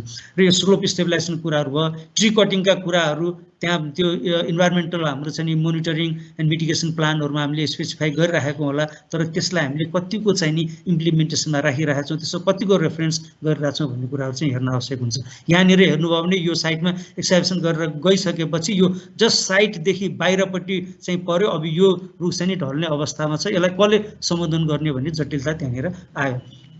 त्यस्तै गरी यो एन्टी टर्माइट ट्रिटमेन्टहरू गर्दाखेरि पनि यो स्ट्यान्डर्ड प्रोसिडियरहरू चाहिँ अपनाएर गर्नुपर्ने हुन्छ। त्यसमा हामी कतिको संवेदनशील भएर गरिरहेको छौँ भन्ने कुराहरू पनि हेर्न आवश्यक हुन्छ। योसँग जोडेर जाँदाखेरि यो अकुपेसनल हेल्थ एन्ड सेफ्टीको कुराहरू त्यत्तिकै इम्पोर्टेन्ट हुन्छ। साइटहरूमा चाहिँ नि सेफ्टी मेजर्सहरू लिएको छ कि छैन, सेफ्टीका साइनहरू चाहिँ नि राखिएको छ कि छैन, सावधानीका सङ्केतहरू त्यसमा चाहिँ गरिएको छ कि छैन, वर्कर्सहरू मात्रै नभएर भिजिटर्स अथवा सुपरभाइजर जो पनि कन्स्ट्रक्सन साइटभित्र हुन्छ उहाँहरूको कहाँनिर उहाँहरूलाई तोकिएको चाहिँ नि स्थानहरू कामको निमित्त अथवा सुपरभिजनको निमित्त भने उहाँहरूलाई अप्रोप्रिएट यो पर्सनल प्रोटेक्टिभ इक्विपमेन्ट्सहरू चाहिँ छ कि छैन त्यो कुरा पनि सुनिश्चित गर्नुपर्ने हुन्छ। हामी आफै सुपरभिजन गर्दाखेरि पनि आफू सचेत भएर यो अप्रोप्रिएट र यो एडेक्वेट चाहिँ पिपिई मेजर्स नभइकन हामी आफैले पनि फेरि यसमा चाहिँ नि आँट गरेर जान त्यति उपयुक्त हुँदैन। जस्तो यहाँनिर हेर्ने हो भने यो बिचको यो चित्रमा यहाँ तल चाहिँ नि यहाँबाट एउटा चाहिँ नि ऱ्याम्प बनाएर राखिएको छ, यसको साइडमा कहीँ कतै रेलिङहरू छैन। अब यहाँनिर अगाडिपट्टि भइरहेको कङ्क्रिटिङको काम हेर्न जानुको लागि हाम्रो इन्जिनियर साहबहरू यहाँबाट चाहिँ यही बाटोबाट भइहाल्छ नि भनेर जानुपर्ने अवस्थाहरू हुन्छ। त्यसैले यस्ता खालका कुराहरू पनि मिस भइरहेको अवस्था होला भने यहाँनिर यो बायाँपट्टिको चित्रमा देख्न सकिन्छ। यहाँ कन्स्ट्रक्सन गर्दाखेरि कहीँ कुनै केही यो हाइटमा काम गर्दाखेरि लिनुपर्ने अपनाउनु पर्ने विधिहरू केही पनि यहाँ राखिएको देखिँदैन। यहाँनिर यो दायाँपट्टि साइडमा मैले दुईटा उस्तै चित्र चाहिँ राखेको छु। यो हाउसकिपिङको कुराहरू चाहिँ छन् यहाँनिर यो तलमा भने। यहाँनिर हेर्नुभयो भने यो टहराको नजिक अथवा यो स्टोरको नजिकै यहाँ बाहिर हेर्नुभयो भने बडो इन्ट्रेस्टिङ चाहिँ घटना घटिरहेछ। यहाँनिर यो केही खानेकुराहरू चाहिँ पकाइरहेको अवस्था छ। चुलो छ, निकै ठुलो भाँडोमा चाहिँ नि दाउराहरू राखेर चाहिँ यहाँ खानेकुराहरू पकाउनको निम्ति प्रावधान राखिएको छ। त्यही नजिकैबाट त्यही चुलोमा छोइएर यो पहेँलो सानो यहाँले देख्नुहुन्छ यसरी बिजुलीको तार चाहिँ नि यहाँबाट हुँदै यो ठाउँबाट यहाँबाट यो बिजुलीको तार हुँदै यतापट्टि निर्माण हुन लागिरहेको भवनमा लगिएको छ। भन्दाखेरि यतिसम्म पनि हामी संवेदनशील नभएर एकदम यसलाई चाहिँ बहादुरीपूर्वक आफ्नो चाहिँ प्रदर्शन गरिरहेको जस्तो हामीले चाहिँ हेरेर आउँछ। यस्ता सामान्य कुराहरू हुन्, यसलाई चाहिँ हामीले यो सुपरभिजनको समयमा हेर्न आवश्यक हुन्छ, खास गरी अकुपेसनल हेल्थ एन्ड सेफ्टीको हिसाबले। त यो दौरानमा यो वर्कर्सहरूलाई चाहिँ ओरिएन्टेसन प्रोग्रामहरू चाहिँ गर्ने र हरेक दिन बिहान चाहिँ काम सुरु हुनुभन्दा अगाडि टुलबक्स अथवा सेफ्टी मिटिङहरू चाहिँ गर्न अति आवश्यक हुन्छ। अब यति अहिले मैले यहाँहरूलाई यो सबै किसिमको चित्रण गरिरहँदाखेरि साँच्चै यी कुराहरू त्यहाँ हेर्नको निमित्त कस्तो खालको संस्थागत संरचनाहरू प्रस्ताव भएको हुन्छ त भन्ने पाटो पनि सँगसँगै हेर्न आवश्यक हुन्छ। र सामान्यतया प्रोजेक्टहरूमा कन्स्ट्रक्सन सुपरभिजनको लागि एउटा राम्रै टिम भएको अवस्था हुनसक्छ र कहिलेकाहीँ भने त्यस्तो राम्रो टिम हुन नसकेको अवस्थाहरू पनि हुन्छ। त्यसले धेरै नै च्यालेन्ज अफर गरेर हुन्छ। यहाँ सरस्वती मैले एउटा सानो खालि टिपिकल यो सुपरभिजन एरेन्जमेन्ट राखेको छु। प्रोजेक्ट अनुसार यसलाई चाहिँ इलाबोरेट गर्न पर्ने हुन्छ, संख्यात्मक रूपमा पनि यसमा बढाउनु पर्ने हुन्छ र अरू डिसिप्लिनरी रिसोर्सेसहरू पनि यसमा इनपुट गर्नुपर्ने हुन्छ। तर अहिले मैले यहाँ छलफलको लागि सानो ढाँचा, सिम्पल ढाँचा मात्रै राखेको छु। जस्तो हाम्रो सुपरभिजन कन्सल्ट्यान्टहरू हुनुहुन्छ, त्यहाँ त्यो भित्र सायद हाम्रो प्रोजेक्ट म्यानेजरहरू हुनुहुन्छ, विभिन्न साइटहरू छन् भने साइटहरूको निमित्त छुट्टा-छुट्टै रेजिडेन्ट इन्जिनियरहरू हुन सक्नुहुन्छ। 10-20वटा साइटहरूको लागि त अझै यहाँ एकजना मात्रै रेजिडेन्ट इन्जिनियर भइरहेको स्टोरीहरू पनि हामीहरूसँग छन्। त्यस्तै साइटमा चाहिँ साइट हेर्नुको लागि साइट इन्जिनियरहरू पनि हुनु भइरहेको अवस्था रह्यो। यो होला सुपरभिजन कन्सल्ट्यान्टको साइडबाट। त्यस्तै गरी हाम्रो कन्स्ट्रक्सन कन्ट्र्याक्टरको साइडबाट पनि उहाँहरूको आफ्नो इन्जिनियरहरू, प्रोजेक्ट म्यानेजरहरू चाहिँ रहनु होला। उहाँले आफ्नो क्वालिटी कन्ट्रोलको इन्जिनियरहरू राख्नुभएको होला, आफ्नो इन्जिनियरहरू साइटमा राख्नुभएको होला। त्यतिले मात्रै नपुगेर साइट सुपरभाइजरहरू, अरू डकुमेन्टेसन गर्नको लागि अरू स्टाफ एरेन्जमेन्टहरू पनि राखिराख्नु भएको अवस्थाहरू होला। तर यी सबै कुराहरू गर्दै हेर्दै पनि हिजो अस्ति पनि हामीले चाहिँ एउटा यो क्वालिटी एस्युरेन्सको पार्टमा हामीले निकै छलफल गरेका थियौँ। यहाँ हेऱ्यो भने यही टिमभित्रै राखिरहेको छौँ अथवा हामीले कता राखिरहेको छौँ, कुनै त्यस्तो इन्डिपेन्डेन्ट हाम्रो चाहिँ कन्स्ट्रक्सन क्वालिटी चाहिँ एस्योर गर्ने म्यानेजर अथवा चाहिँ त्यो जिम्मेवारी लिएको चाहिँ हामीले यो संरचनाभित्र कतै राखेको छौँ कि छैनौँ भनेर हेर्नुपर्ने आवश्यकता पनि हुन्छ। अहिले हामीले निकै यो चाहिँ नि अगाडि आइरहेको छ, टेक्निकल अडिटका कुराहरू होइन, थर्ड पार्टी भेरिफिकेसनका कुराहरू पनि आइरहेछ। त्यसैले यो गम्भीरतालाई पनि हामीले हेरेर अलिकति इन्डिपेन्डेन्टली अहिले मैले माथि हाइलाइट गरिरहेका कुराहरूलाई हेर्न सक्ने प्रावधानहरू पनि हामीले यो सुपरभिजन प्लानहरू बनाउँदाखेरि अलिकति हेर्न सक्यौँ भने त्यसले निकै सघाउ पुर्याउँछ भन्ने लाग्छ। र अब म करिब यो प्रस्तुतिको अन्त्यतिर चाहिँ गइरहेको छु। त्यसकारण यो अहिलेसम्म मैले यहाँनिर हाइलाइट्समा राखेका विषयवस्तुहरूलाई हेर्ने हो भने ती मात्रै होइनन्, त्यसले केही साङ्केतिक रूपमा प्रतिनिधित्व गर्न सकेको छ भनेर मैले यहाँहरूलाई अनुरोध गर्न चाहन्छु। र अघि मैले सुरुमा भने जस्तै प्रोजेक्ट स्पेसिफिक रूपमा यी कुराहरूलाई अत्यन्त डिटेलिङ गर्न भने त्यत्तिकै महत्त्वपूर्ण हुन्छ। तर अब यी कुराहरूलाई कसरी सिम्प्लिफाई गर्न सकिन्छ त, के गर्ने, कसो गर्दाखेरि उपयुक्त हुन सक्ला? समस्या समाधानका उपायहरू एउटा मात्रै हुँदैनन्। यहाँहरूको एकदम ठुलो अनुभव छ, पर्याप्त अनुभव छ, अथवा यो क्षेत्रमा बिस्तारै प्रयास गर्दै हुनुहुन्छ भने यहाँहरूको चाहिँ ज्ञान यहाँहरूसँग छँदैछ। यसलाई समुचित रूपमा यहाँ प्रयोग गरेर इन्टिग्रेटेड हिसाबमा, अघि मैले यहाँ विभिन्न डिसिप्लिनरी इनपुटहरूको आवश्यकता हुन्छ भनेर चाहिँ देखाएँ, त्योदेखि बाहिरको स्फियर पनि हुनसक्छ। त्यसलाई इन्टिग्रेटेड हिसाबमा लान सकियो भने त्यसले निकै सघाउ पुग्छ भन्ने जस्तो लाग्छ। मूल रूपमा अपडेट गरौँ हैन, हाम्रो चाहिँ कन्ट्र्याक्ट डकुमेन्टहरूमा चाहिँ के छ, ड्रइङहरू के छ, हामी कामहरू गर्दै जाँदाखेरि कन्टेक्स्टले डिमान्ड गरे अनुसारका कुराहरू चाहिँ के छ त्यसलाई हामी सुधार गर्दै जाउँ। हाम्रो काम गराएको चिजहरू सधैँ अपडेट भएर रहिराख्न सकोस्। केही पनि भेरिएसन्सहरू छन् भने हाम्रो क्वालिटी प्रोसिडियरमै हामीले चाहिँ कुनै अरू कुराहरू डिभाइस गरेका छौँ, एडिसनल कुराहरू केही भनेका छौँ भने ती कुराहरू पनि त्यहाँनिर आओस्। डिस्कसन पनि गर्न सकियोस्। साइटको अघि मैले निकै कन्टेक्स्ट अप्ठ्यारा जटिलताका कुराहरू पनि बताएँ।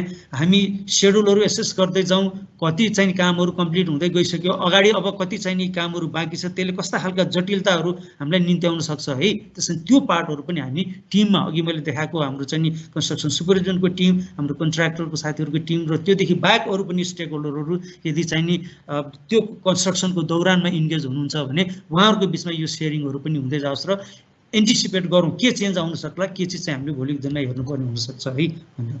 र यो आइडेन्टिफाई पनि गरौँ, स्टेक होल्डर एक्टरहरूलाई इन्गेज पनि गराउँदै जाउँ। अघि मैले भनेको पार्ट त छँदैछ, तर योसित सँगसँगै खास गरी सार्वजनिक पूर्वाधारहरू निर्माणको सन्दर्भमा विभिन्न समितिहरू बन्ने हाम्रो चाहिँ प्रावधानहरू पनि छ र कतिपय चाहिँ परियोजनाहरू अथवा चाहिँ यस्ता संरचनाहरूमा चाहिँ दात्री निकायहरू पनि हुनसक्छ अथवा सरकारका अङ्गहरूको पनि सामेल हुन्छ। त्यसमा नि त्यस्ता निकायहरू अङ्गहरूलाई पनि यसमा समय समयमा संलग्न गराउँदै उहाँहरूलाई पनि लिएर जाउँ र यो उहाँहरूसँग अघि मैले भनेका कुराहरू डिस्कस पनि गर्दै जाउँ, ती कुराहरू अपडेट पनि गर्दै जाउँ र एउटा प्रोसिडियरलाई चाहिँ राम्रोसँग इस्ट्याब्लिस गरौँ। कतिपय प्रोजेक्टहरूमा डिटेलिङ गरिदिएको हुन्छ, त्यो प्लानहरू चाहिँ त्यहाँ भएको हुन्छन्, तर त्यसलाई चाहिँ नि प्र्याक्टिसबाट त्यसलाई इस्ट्याब्लिस गर्दै जाउँ। त्यसमा मैले अघि भने थुप्रो क्वालिटी एस्योरेन्सको टुलहरू चाहिँ नि छन्, थुप्रो इन्स्ट्रुमेन्टहरू छन्, ती कुराहरूलाई चाहिँ नि हामीले प्र्याक्टिस गरेर इस्ट्याब्लिस गर्दै जाउँ। त्यति मात्रै नभएर सुपरभिजन गर्न जानको लागि कहिलेकाहीँ चाहिँ नि यो के कुराहरू हेर्ने भन्ने खालका इन्स्पेक्सन चेकलिस्टहरू पनि बनाउनु आवश्यक हुन्छ। मैले अघि माथिल्लो चाहिँ नि स्टेक होल्डरको कुराकानी गरेँ, डोनर एजेन्सीहरू, गभर्मेन्ट बडीहरू हुन्छ, उहाँहरूले पनि निश्चित कुराहरू चाहिँ नि आफ्नो सुपरभिजनको दौरानमा आओस् भन्ने चाहिँ चाहना राख्ने स्वाभाविक हुनसक्छ। कन्स्ट्रक्सनको पार्टले माग्ने कुराहरू बाहेक अब्जेक्टिभका कुराहरू हुन सक्छन्। प्रोग्रेस हुँदै जाँदाखेरि मिड टर्ममा रिपोर्टिङ गर्नुपर्ने इन्डिकेटरका कुराहरू हुन सक्छन्। थुप्रै कुराहरू छन्, कन्स्ट्रक्सनको एलिमेन्टहरू मात्रै नभएर अरू पार्टहरू पनि हुन सक्छन्, ती कुराहरू पनि अपडेट गर्दै जाउँ। त्यस्ता खालका चेकलिस्टहरू पनि हामी बनाएर जाउँ र मैले अघि जोडिसकेको छु, प्लान गरौँ। सुपरभिजनको चाहिँ नि ओभरअल प्याकेज त छँदैछ, तर पनि निश्चित कुराहरू हामी कसरी चाहिँ गर्छौँ र अघि माथि उल्लेख गरेको स्टेक होल्डरहरूको पनि इन्गेजमेन्ट चाहिन्छ भने त्यो सुपरभिजनको स्केड्युल बनाएर त्यसलाई चाहिँ सेयर गरौँ र त्यो अनुसार चाहिँ नि एक्सनहरू पनि लिँदै जाउँ। साइट भिजिट कन्टिन्युसली र त्यो सुपरभिजन हुने कुराहरू चाहिँ त छँदैछ र कामहरूको रेक्टिफिकेसन पनि गर्दै जाउँ र यो अब्जर्भ गरिएका एररहरूलाई चाहिँ नि रेक्टिफाई गरौँ, नन कम्प्लायन्सेसहरूलाई चाहिँ नि हटाउँ, त्यो सबै चिज कम्प्लाई गरेरै जाउँ। यी खालको कुराहरू गऱ्यो भने यो चिजहरूलाई अन्ततः हामीले चाहिँ नि प्रोजेक्ट क्लोजर हुने बेलामा यी सबै कुराहरू इन्क्लुडिङ प्रोग्रेस, चेन्जेस र अघि मैले यहाँहरूले चाहिँ निवेदन गरेका कुराहरू चाहिँ सबै डकुमेन्टेसन गरेर राखौँ, ताकि अर्को त्यस्तै किसिमको प्रोजेक्ट गर्दा अथवा त्योभन्दा अरू फरक प्रकृतिका चाहिँ प्रोजेक्टहरू गर्दा या कसैलाई पनि कुनै पनि रेफरेन्सको लागि र प्रोजेक्ट आफ्नै लागि पनि भोलिको दिनमा त्यो राम्रो दस्तावेज भएर जान्छ। त्यसले त्यो संरचनाको भोलि यथोचित सञ्चार, सम्वर्धन, सम्हार गरेर जानको निमित्त यसले निकै सघाउ पुर्याउँछ। यति कुराहरू मैले यहाँहरू माझ निवेदन गरेर अब हामी यो प्रश्न उत्तरको सेसनमा चाहिँ नि बिस्तारै लाग्छौँ भन्ने पनि अनुरोध गरेर अगाडि जान चाहन्छु। तर फेरि म यहाँहरूलाई स्मरण गराउँ, सुपरभिजनको लागि अघि मैले एउटा चाहिँ नि लेन्स त्यहाँनिर प्रस्ताव गरेको थिएँ। यो इन्जिनियरिङ विधाबाट अथवा कुनै पनि एउटा विशिष्ट विधाबाट त्यो नलेज हासिल गरेर उतारिएको सोच, त्यो सपना लाइन, पोइन्ट्स, पोलिगनमा चाहिँ नि राखिएको छ, त्यो चिजलाई सम्पन्न गराउने हातहरू हेऱ्यो भने त्यहाँनिर थुप्रो ग्याप छ। तपाईँ हामीले बुझिरहेको, पढिरहेको र त्यसलाई रिफ्लेक्ट गरेको डकुमेन्टमा, ड्रइङमा, स्पेसिफिकेसनमा राखेको चिजलाई हामी कोबाट त्यसलाई निर्माण सम्पन्न गराउनु पर्ने हुन्छ। त्यसकारण यो जुन ग्याप छ यसलाई मध्यनजर गरेर यो बिचमा हामी इन्जिनियर साथीहरू चाहिँ भएको हुनाले यसलाई ब्रिजिङ गरेर जान सक्यौँ भने त्यो लेन्सले चाहिँ नि मद्दत पुर्याउँछ। अहिले मैले हाइलाइट गरेको कुराहरू ठुला ठुला कुराहरू होइनन्, साना साना कुराहरू हुन्। यी साना साना कुराहरूलाई चाहिँ नि हामीले मध्यनजर गरेर अगाडि जान सक्यौँ भने ठुला कुराहरू त अवश्य हामी समाधान गर्न सक्छौँ होला। धन्यवाद। Over to you तृप्तिजी।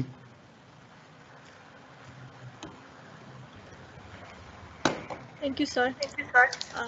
हामीले प्रेजेन्टेसनमा धेरै कुरा, यो सुपरभिजनको धेरै कुरा पनि सिक्न पायौँ।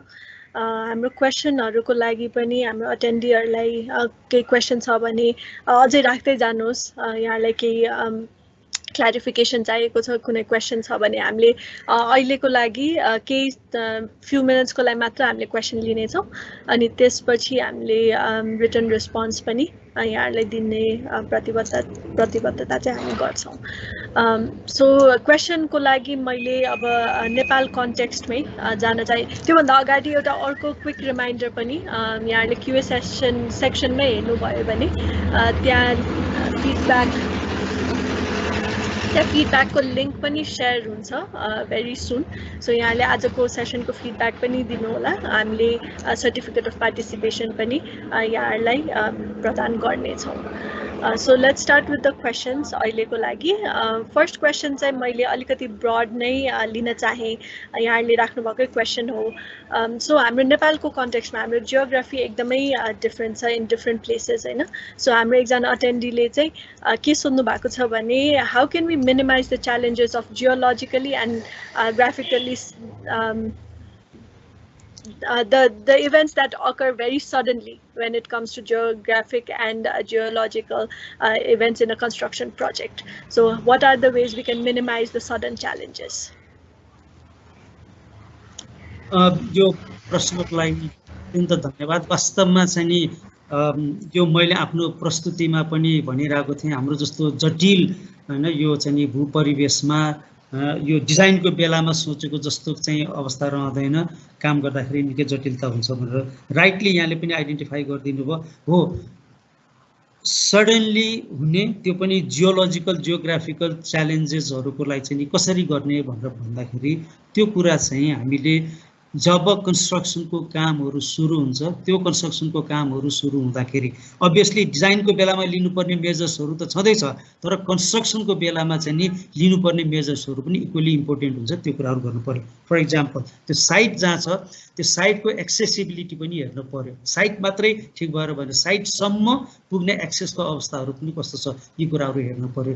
साइटकै आफ्नै पनि सराउन्डिङ्सहरू हेर्नु पर्यो। Is it prone to landslide अथवा अघि नै मैले त्यहाँ चित्रमा देखाएको छ त्यस्ता खालका सम्भावना हुन सक्ने ठाउँहरूमा चाहिँ साइट छ कि के छ। त्यसैले यी मेजर्सहरू लिनको लागि प्रपर साइट एसेसमेन्ट गरेर अगाडि जानु पर्यो र साइट सुरु गर्दाखेरि मोबिलाइजेसनको फेजमा यी कुराहरूको चाहिँ नि एसेसमेन्ट गरिसकेर अप्रोप्रिएट मेजर्सहरू लिन पर्यो।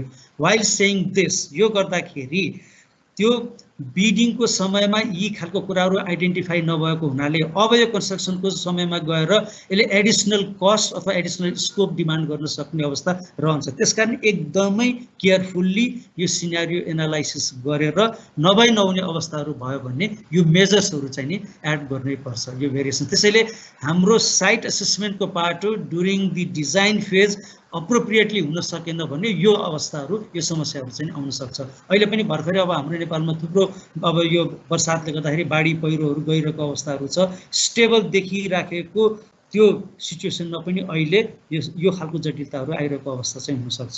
Very valid question. Prior assessment र त्यो किसिमको मेजर्स आइडेन्टिफाई गरेर जानुपर्छ। इम्प्लिकेसन्स, चेन्ज इन कस्ट, यो स्कोप चाहिँ हुनसक्छ। Thank you. हजुर, थ्याङ्क यू सर। सो अब नेक्स्ट क्वेसनमा चाहिँ हामी रोल्स एन्ड रेस्पोन्सिबिलिटिजतिर लाग्छौँ होइन। So when it comes to supervision हाम्रो एक्ज्याक्टली अब कसरी डिफाइन गर्न सकिन्छ कसले के काम गर्ने होइन, कसले चाहिँ सुपरभाइज गर्ने, because we have construction workers, we have engineers, we have supervision staff होइन। So who actually does the final supervision भन्ने कुरा आउँछ। अनि अर्को चाहिँ यसमा नै मैले अर्को क्वेसन पनि के जोड्न चाहेँ भने what measures is needed for true workmanship at a construction site. अब यसमा पनि if we can maybe talk about the details of हाम्रो प्लानिङदेखि नै होइन कसरी यसलाई चाहिँ इन्कर्पोरेट गर्न सकिन्छ भनेर हजुरले त्यसरी आन्सर राखिदिन सक्नुभयो भने we are after all looking at the quality होइन of our project materials. So Isma, like I've put the question. So let's first, if you can answer first the roles and responsibilities, and this pachi what is needed as measures to make sure the quality is maintained. Okay, thank you very much. यो चाहिँ नि अब मैले यहाँलाई चाहिँ नि अलिकति यो हाम्रो अगाडिको वेबिनारहरुमा पनि लान चाहन्छु र त्यो सेकेन्ड क्वेशनबाट चाहिँ एन्सर गर्न खोज्दैछु। हामीले योभन्दा अगाडिको वेबिनारहरुमा पनि क्वालिटी एस्युरेन्सको लागि चाहिँ के गर्नुपर्छ भन्ने कुराहरु चाहिँ हामीले निकै डिटेलमा हामीले छलफल गरिसकेका छौं र त्यो पार्टहरुलाई चाहिँ एकचोटी रिभिजिट गरिदिनु होला, हामी त्यो पनि शेयर गर्छौं। तर रेस्पोन्सिबिलिटी र यो दुईटै क्वेशनको चाहिँ नि अब कम्बाइन्ड म रेस्पोन्सको लागि जाँदैछु। यो सुपरभिजन रेस्पोन्सिबिलिटी प्राइमरीली हामीले सरस्वती छोटोमा हेर्यो भने क्लाइन्ट देख्यौं, उसको रिक्वायरमेन्ट फुलफिल गर्ने यो कन्स्ट्रक्सनको चाहिँ माध्यमबाट, त्यहाँनिर कन्स्ट्रक्सनको कन्ट्र्याक्टर अर्को एउटा पाटो छ भन्ने डिजाइन गरिएको अनुसार अथवा क्लाइन्टले चाहना गरे अनुसारको कन्स्ट्रक्सनको काम चाहिँ हुन सकोस् भनेर सुपरभिजनको लागि सुपरभिजन कन्सल्टेन्ट हुन्छ। त्यसमा प्राइमरीली हेर्यो भने यो तीनटा चाहिँ पिलरलाई सँगै राखेर हेर्यो भने कन्स्ट्रक्सन सुपरभिजनको जिम्मेवारी जसले लिनुभएको छ प्राइम रेस्पोन्सिबिलिटी उहाँको हुने नै भयो। र मैले अघि यो सुपरभिजन कन्सल्टेन्टको चाहिँ एउटा टिपिकल सिनेरियो पनि प्रेजेन्ट गरेका थिएँ। त्यहाँनिर हाम्रो चाहिँ प्रोजेक्ट म्यानेजरहरू हुनुहुन्छ, त्यसपछि रेजिडेन्ट इन्जिनियरहरू हुनुहुन्छ, साइटमा साइट स्पेसिफिक इन्जिनियरहरू हुनुहुन्छ भने त्यस्तै गरी अरू पनि त्यहाँनिर त्यो टेक्निकल टिम चाहिँ हुनसक्छ। त्यस्तै गरी यो कन्स्ट्रक्सन कन्ट्र्याक्टरको पार्टबाट पनि इन्जिनियरिङ टिमहरू चाहिँ नि त्यहाँनिर हुन्छ। तर of course primary responsibility supervision construction supervision प्लानको आधारमा सुपरभिजन कन्सल्टेन्टले लिदिनु पर्यो। तर अरू एक्टरहरूको पनि त्यत्तिकै रोल छ। कन्स्ट्रक्सन कन्ट्र्याक्टरले आफ्नो क्वालिटी कन्ट्रोलको पार्टहरू गरिदिनु पर्ने, स्केड्युल टाइमली चाहिँ मेन्टेन गरिदिनु पर्ने, वर्क प्रोसिडियरहरू चाहिँ नि अप्रोप्रिएटली फलो गरिदिनु पर्ने कुराहरू पनि त्यत्तिकै महत्त्वपूर्ण छ, जुन फेरि यो कन्स्ट्रक्सन सुपरभिजनको जिम्मेवारी लिएकोले गर्न सक्ने अवस्था चाहिँ रहँदैन। क्लाइन्टको हिसाबमा पनि डिजाइनको फेजमा आफ्ना आवश्यकताहरू आफ्नो चाहिँ रिक्वायरमेन्टहरूलाई चाहिँ राम्रोसँग एनालाइसिस गरेर क्लियर कट गरेर चाहिँ नि त्यसलाई फ्रिज गर्न सक्नु पर्यो। एज द कन्स्ट्रक्सन प्रोग्रेसेस फेरि क्लाइन्टले पनि होइन अझै यसमा यस्तो गर्ने यो गर्ने भनेर गर्दै जानुभयो भने त्यसले फेरि दुवै पार्टमा इम्प्याक्ट गर्छ, सुपरभिजनको पार्टमा पनि कन्स्ट्रक्सनको पार्टमा पनि इम्प्याक्ट गर्छ। त्यसकारण यो तीनवटा पिलरहरूको त्यत्तिकै महत्त्वपूर्ण छ, तर डिफ्रेन्ट रोलहरूमा उहाँहरू हुनुहुन्छ। अब यो तीनवटा रोल जुन छ, यो तीनवटा रोललाई चाहिँ नि त्यो आफ्नो रोल रेस्पोन्सिबिलिटी फुलफिल गर्ने पार्टमा लगेर राखियो, त्यो स्कोपहरू डिटेलिङ गरियो, त्यो टर्म्स अफ रेफरेन्सहरू डिटेलिङ गरियो र त्यसको पालना गरियो भने अघि मैले भनेका डिफिसियन्सिजहरू चाहिँ नि न्यून हुन्छन्। त्यो डिफिसियन्सिजहरू न्यून हुने भनेको क्वालिटी कन्ट्रोललाई एस्योर गरिने हो। सेकेन्ड पार्टको answer. Thank you. Thank you, sir. अब एउटा लास्ट क्वेसन हामी लिन्छौँ, त्यसपछि like I said mentioned earlier पनि हामीले रिटर्न रेस्पोन्स पनि प्रिपेयर गरेर यहाँहरूसँग सेयर पनि गर्ने नै छौँ। सो यहाँ चाहिँ हामी सरले आफ्नो प्रेजेन्टेसनमा होइन you mentioned punch list, so if you can just describe what that is and what does that do, that will be the last question. यो पञ्च लिस्ट नामै पनि बडा इन्ट्रेस्टिङ छ है। अब यसलाई म यहाँको अगाडि बसेर चाहिँ भन्न पाएको अझै अर्को शब्दमा पनि भन्थ्यो होला, अहिले रमाइलो हुन्थ्यो होला। एनिवे यो कन्स्ट्रक्सन हामी गर्दै गइसकेपछि जब सब्सटेन्सियली कन्स्ट्रक्सन चाहिँ नि कम्प्लिट भयो भन्ने हामीलाई लाग्छ र बिस्तारै यसको ओनरलाई त्यो चाहिँ नि संरचना ह्यान्डओभर गर्ने फेजतिर हामी जान्छौँ। त्यतिखेर के एक्टिभिटीहरू कम्प्लिसन भइसकेको छ, के कामहरू चाहिँ नि बाँकी छ भन्ने खालको एउटा लिस्टिङ गर्छौँ।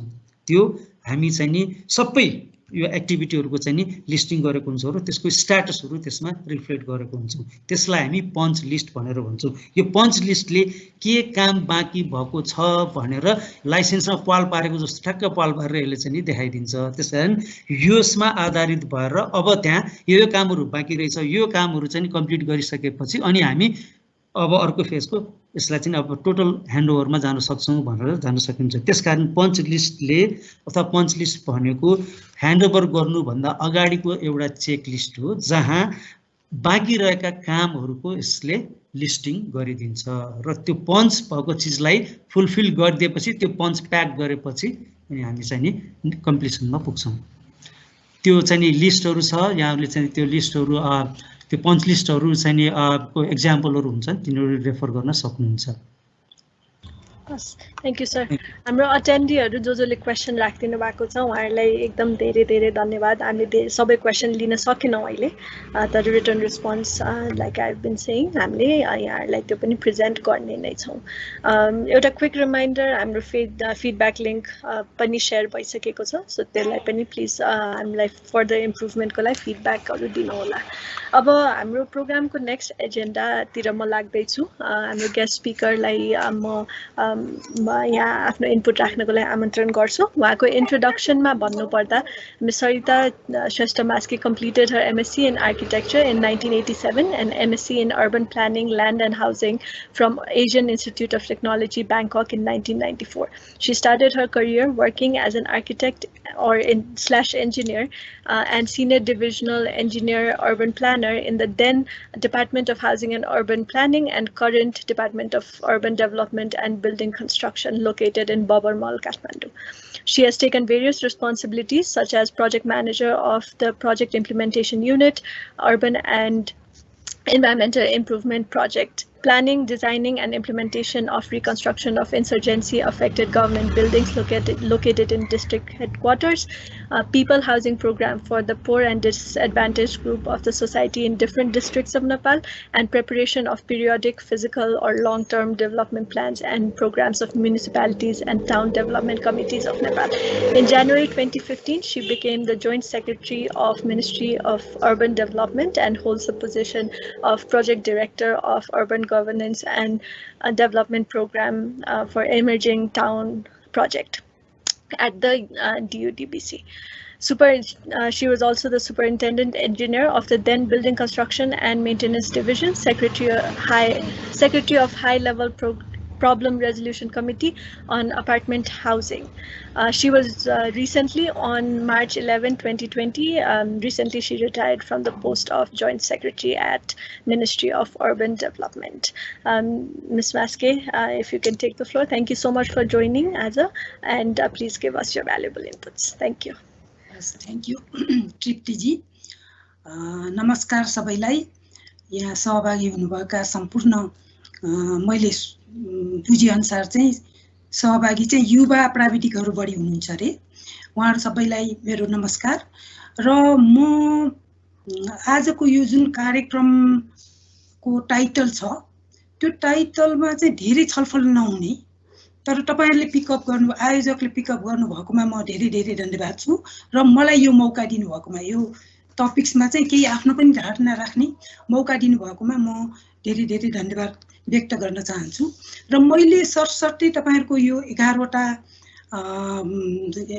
वेबिनारको टपिक्स हेर्दाखेरि चाहिँ कसरी प्लानिङ गर्नु भएको रहेछ भनेर हेर्दाखेरि मलाई के लाग्यो भने तपाईहरुले यो कन्स्ट्रक्सन क्षेत्रको असाध्यै महत्त्वपूर्ण कुराहरुलाई, जुन कुरा चाहिँ धेरै छलफलमा नहुने, जस्तै आजको यो कन्स्ट्रक्सन सुपरभिजनको च्यालेन्जेसको कुरा पनि मैले आजसम्म यस्तो बिति डिटेल छलफलमा बसेर कुरा गरेको, सुनेको, बोलेको छुइनँ भनौं न। त्यो हिसाबले तपाईहरुले जसरी यसलाई चाहिँ 11 वटा वेबिनार मिटिङमा चाहिँ छलफल गर्ने हिसाबले राख्नु भएको छ। अझै मलाई अझै राम्रो लागेको त तपाईहरुले जुन सोशल इन्क्लुजनको कुराहरु राख्नु भएको छ, अनि त्यसपछि गएर इन्भाइरोन्मेन्टको कुरा पनि राख्नु भएको छ, त्यसै गरेर इन्टिग्रिटी इन कन्स्ट्रक्सन इन्डस्ट्रीको कुरा राख्नु भएको छ, जुन कुरा चाहिँ धेरै छलफलमा आउँदैन। तर मलाई के लाग्यो भने यो सम्पूर्ण कुरा तपाईहरुले जुन राख्नु भएको छ त्यसमा केही कुरा एड गर्न पाए हुन्थ्यो जस्तो लाग्यो मलाई, हैन। मेरो आफ्नो व्यक्तिगत भनाइमा के लाग्यो भने मलाई, जस्तै कुनै पनि संरचना बन्नु भने त्यसको लाइफ साइकल हुन्छ, हैन। त्यो लाइफ साइकललाई हामीले आज भोलि भन्छौं नि, हामीले सर्कुलर इकोनोमीसँग जोड्न पाए, त्यो कन्सेप्टसँग जोड्न पायौं भने हामीले चाहिँ त्यसको भनौं न 3R थ्रु हामीले एक किसिमले भनौं न इकोनोमी र इन्भाइरोन्मेन्टमा हामीले सहयोग पुर्याउँथ्यौं कि 3R भन्दाखेरि रिसाइक्लिङ, रिकभरिङ र रियुजिङ भनौं न। 3R बाट हामीले 2E लाई चाहिँ इकोनोमी र इन्भाइरोन्मेन्टलाई हामीले सहयोग पुर्याउँथ्यौं कि जस्तो लागेर सायद यो कुरा चाहिँ तपाईहरुको यो वेबिनार इन्भाइरोन्मेन्टल एन्ड सस्टेनेबल इन कन्स्ट्रक्सनमा आइसकेको छ कि मलाई थाहा छैन, म त्यसमा भाग लिइनँ। तर मलाई के लाग्यो भने यो असाध्यै महत्त्वपूर्ण यो सर्कुलर इकोनोमी। हामीले सर्कुलर इकोनोमी भनेर पहिला नगरे पनि होइन, सायद हाम्रो पास्ट हाम्रा बाजे बजेहरूले चाहिँ यो सर्कुलर इकोनोमीलाई चाहिँ अर्कै किसिमले काम गरेको थियो होला भने हामीले अहिले चाहिँ जुन यो सर्कुलर इकोनोमीको कन्सेप्ट आयो नि त्यो चाहिँ कन्स्ट्रक्सन इन्डस्ट्रीसँग टाइअप गर्नु पनि असाध्यै महत्त्व लाग्यो मलाई। किनभने जस्तै अर्थक्वेक गोर्खा अर्थक्वेक 2015 जब म काठमाडौँ पछि भक्तपुर गएँ त्यो बेला नै मलाई यो कुराहरू यो जति यो हाम्रो डिमोलिस गर्नुपर्ने भयो त्यो मटेरियलहरू कति महत्त्वपूर्ण थियो होला हैन, त्यसलाई चाहिँ हामीले रिसाइकल गर्न सक्थ्यौँ होला, रियुज गर्न सक्थ्यौँ होला भन्ने कुरा आएर मैले तपाईँलाई त्यो एउटा भनौँ न मेरो आफ्नो पर्सनल सुझाव त्यसमा तपाईँहरूको 11वटा मध्ये त्यसमा कुनै वेबिनारमा यो छलफल भइसकेको छ भने त ठिकै छ, होइन भने भविष्यमा तपाईँले फेरि यस्तो किसिमको छलफल गर्नुभयो भने यो एउटा छलफलको विषय बन्न सक्छ कि भन्ने मलाई लागेको छ र यो असाध्यै महत्त्वपूर्ण हुन्छ कि किनभने हामीले चाहिँ सायद विकसित देशहरूमा यसकै थ्रु चाहिँ एसएमइज भन्न स्मल र मिडियम इन्टरप्राइजेसहरू डेभलप भएको छ र यसलाई अलिकता इन्डस्ट्रियलाइज गर्नेतिर लगेको छ भने हामीले के गर्न सक्छौँ भने हामी चाहिँ मिडियम होइन कि स्मल इन्टरप्राइजेसहरूलाई चाहिँ डेभलप गरेर लान सकिन्छ जस्तो मलाई लाग्छ। यो एउटा कुरा राख्दै अब म यो प्रेजेन्टेसनको कुरामा केही आफ्नो भनाइ राख्न चाहन्छु। जस्तै प्रेजेन्टेसन चाहिँ असाध्यै कम्प्रिहेन्सिभ र हरेक भनौँ न मान्छेले भोगेको चुनौतीलाई नै उहाँले राख्नु भएको छ र मलाई के लाग्छ भने उहाँले यति सूक्ष्म रूपमा राख्नुभयो कि म चाहिँ यसरी सोचेँ कि म इन्जिनियर हुँदाखेरि मैले सुपरभिजन गर्न जाँदाखेरि मैले जे कुराहरू देखेँ अर्जुनजीले त्यो कुराहरू चाहिँ आज भनिराख्नु भएको छ कि जस्तो लाग्यो मलाई, किनभने त्यो दशक अगाडिको कुरा हो। तर अहिले त धेरै डेभलप भइसकेको छ, धेरै टेक्नोलोजी आइसकेको छ, सुपरभिजनहरूको पनि अब हामीले टेक्नोलोजी युज गरिरहेका छौँ, सोसियल मिडिया युज गरिरहेका छौँ, पक्कै पनि यसमा एक किसिमले प्रगति भएको छ। तर पनि जसरी अर्जुनजीले सूक्ष्म रूपमा एउटा टिपिकल भनौँ न प्रोजेक्टहरूमा के कस्तो समस्याहरू हुन्छ, चुनौतीहरू हुन्छ र त्यसलाई कसरी हामीले निकास दिन सक्छौँ भनेर जुन उहाँले सुरुदेखि अन्तसम्मको आफ्नो प्रेजेन्टेसन गर्नुभयो त्यो चाहिँ असाध्यै कम्प्रिहेन्सिभ लाग्यो। मलाई के लाग्यो भने मैले कहाँनिर कुरा थप्ने भन्ने कुरा पनि खोज्न गाह्रो भयो मलाई। त्यो हिसाबले म के भन्छु भने जस्तै हामीले कुनै आफ्नो परिचित प्राविधिक मान्छेहरूलाई आजभोलि के गर्दैछौ भनेर सोध्यो भने उहाँहरूले चाहिँ हाउजिङमा म सुपरभिजन गर्दैछु अथवा कुनै एउटा बिल्डिङमा सुपरभिजन गर्दैछु भन्दाखेरि मलाई के लाग्थ्यो भने कसरी एकजना भर्खर पास गरेको मान्छेले सुपरभिजनको काम गर्न सक्छ, किनभने सुपरभिजन भनेर त सर्टेन स्किल चाहिन्छ, त्यो स्किल बिना त उसले सुपरभिजन गर्न सक्दैन भन्ने लाग्छ। र मैले के बुझ्थेँ भने उसले सुपरभिजन गर्न गएको होइन कि उसले काम सिक्न गएको होला भन्ने मेरो आफ्नो बुझाइ हुन्थ्यो। त्यसैले मलाई कसरी हेर्न मन लाग्यो भने अर्जुनजीले यसरी प्रेजेन्टेसन गर्नुभयो कि यो चुनौतीपूर्ण छ भनेर यसलाई चिरि नै दिनुभएको छ कि हाम्रो युवा प्राविधिक यहाँ के पार्टिसिपेन्ट हुनुहुन्छ भने उहाँले के बुझ्नु पर्यो भने त्यो यति सजिलो छैन होइन, उहाँले यसरी चिर्नु भएको छ कि यसको चुनौती छ तर अवसर पनि त्यति छ, यसलाई अवसर पनि त्यत्तिकै बढी छ जसले गर्दाखेरि हामीले यसलाई भनौँ न सिम्प्लिफाई गर्न सक्छौँ भनेर भन्नुभएको छ। त्यो चाहिँ मलाई असाध्यै राम्रो लाग्यो। यो दुईटा पाटोलाई उहाँले महत्त्वपूर्ण साथ भन्न उहाँको ओभरअल प्रेजेन्टेसन नै एउटा चाहिँ सुपरभिजनको चुनौती र त्यसलाई कसरी सिम्प्लिफाई गर्न सकिन्छ भनेर संरचना सहितको उहाँले टिपिकल संरचना सहितको जुन दिनुभयो नि त्यो असाध्यै महत्त्वपूर्ण लाग्यो। र त्यसमा म केही कुरा हाल्न के चाहन्छु भने जस्तै उहाँले चाहिँ यो च्यालेन्जेसहरूमा चाहिँ केही डकुमेन्ट्सको कुरा गर्नुभयो नि, एक्सेप्टेन्स हुनुपर्ने, साइन भएको डकुमेन्टहरू हुनुपर्ने भन्ने कुरा भयो। त्यसमा एउटा मिसिङ के हुन्छ भने हाम्रो जनरल्ली हामीले प्रोजेक्ट गर्दाखेरि चाहिँ हामीले plan, elevation section, site plan सबै टिपिकल प्लानहरू बनाउँछौँ, सेक्सनहरू बनाउला एउटा दुईटा, तर हामीलाई जुन चाहिन्छ नि सुपरभाइजरलाई चाहिने वर्किङ ड्रइङ भन्छौँ हामीले, कन्स्ट्रक्सन ड्रइङ पनि भन्छ त्यसलाई। त्यो वर्किङ ड्रइङ र कन्स्ट्रक्सन ड्रइङसम्म पुग्न नपाउँदाखेरि अनि हामीले चाहिँ सुपरभाइजर गरेर काम गर्नेलाई चाहिँ त्यति सजिलो चाहिँ हुँदैन। उसलाई हामीसँग जुन डकुमेन्टहरू हामीले दिन्छौँ त्यो डकुमेन्ट पर्याप्त नभएको कारणले उसले चाहिँ सुपरभाइजरलाई चाहिँ काममा डिले हुने, अप्ठ्यारो हुने, काम समयमा नसकिने एकदमै हुन्छ। एउटा चाहिँ हामीले के गर्नु पर्यो भने working drawing, construction drawing, detail ड्रइङहरू चाहिँ हामीले तयार गर्नै पर्छ कुनै पनि सानो ठुलो कुनै पनि प्रोजेक्टमा। अनि अर्को चाहिँ रेस्पोन्सिबिलिटीको कुरा गर्नुभयो उहाँले, डेलिगेसन अफ रेस्पोन्सिबिलिटीको त्यो स्ट्रक्चर नै उहाँले देखाउनुभयो, सिम्पल स्ट्रक्चर।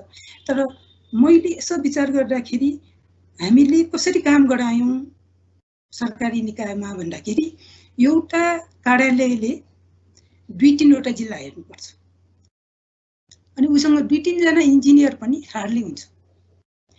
अब सुपरभाइजर चाहिँ हामीले कसलाई नियुक्ति गर्छौँ भन्दाखेरि सहायक सब इन्जिनियर, जसले लोकल मान्छेसँग घुलमिल हुन सक्छ, लोकल स्किल हुन्छ उसँग, र उसले एक किसिमले सिटीभिटीबाट 15 महिनाको ट्रेनिङ लिएको, अथवा हामीले खुबै भेटायौँ भने डकर्मी काम गरिसकेको अनुभवी मान्छे, त्यस्तो मान्छेहरूलाई चाहिँ हामीले काम गराएर अनि इन्जिनियरले हुन एटलिस्ट 20वटा 30वटा साइटहरू हुन्छ 2-3जना इन्जिनियरले, र विकट ठाउँमा पनि हुन्छ भनेपछि हामीले विचार गर्न सक्छौँ कि सुपरभाइजरको चाहिँ लोड रेस्पोन्सिबिलिटी कति ठुलो हुन्छ होइन।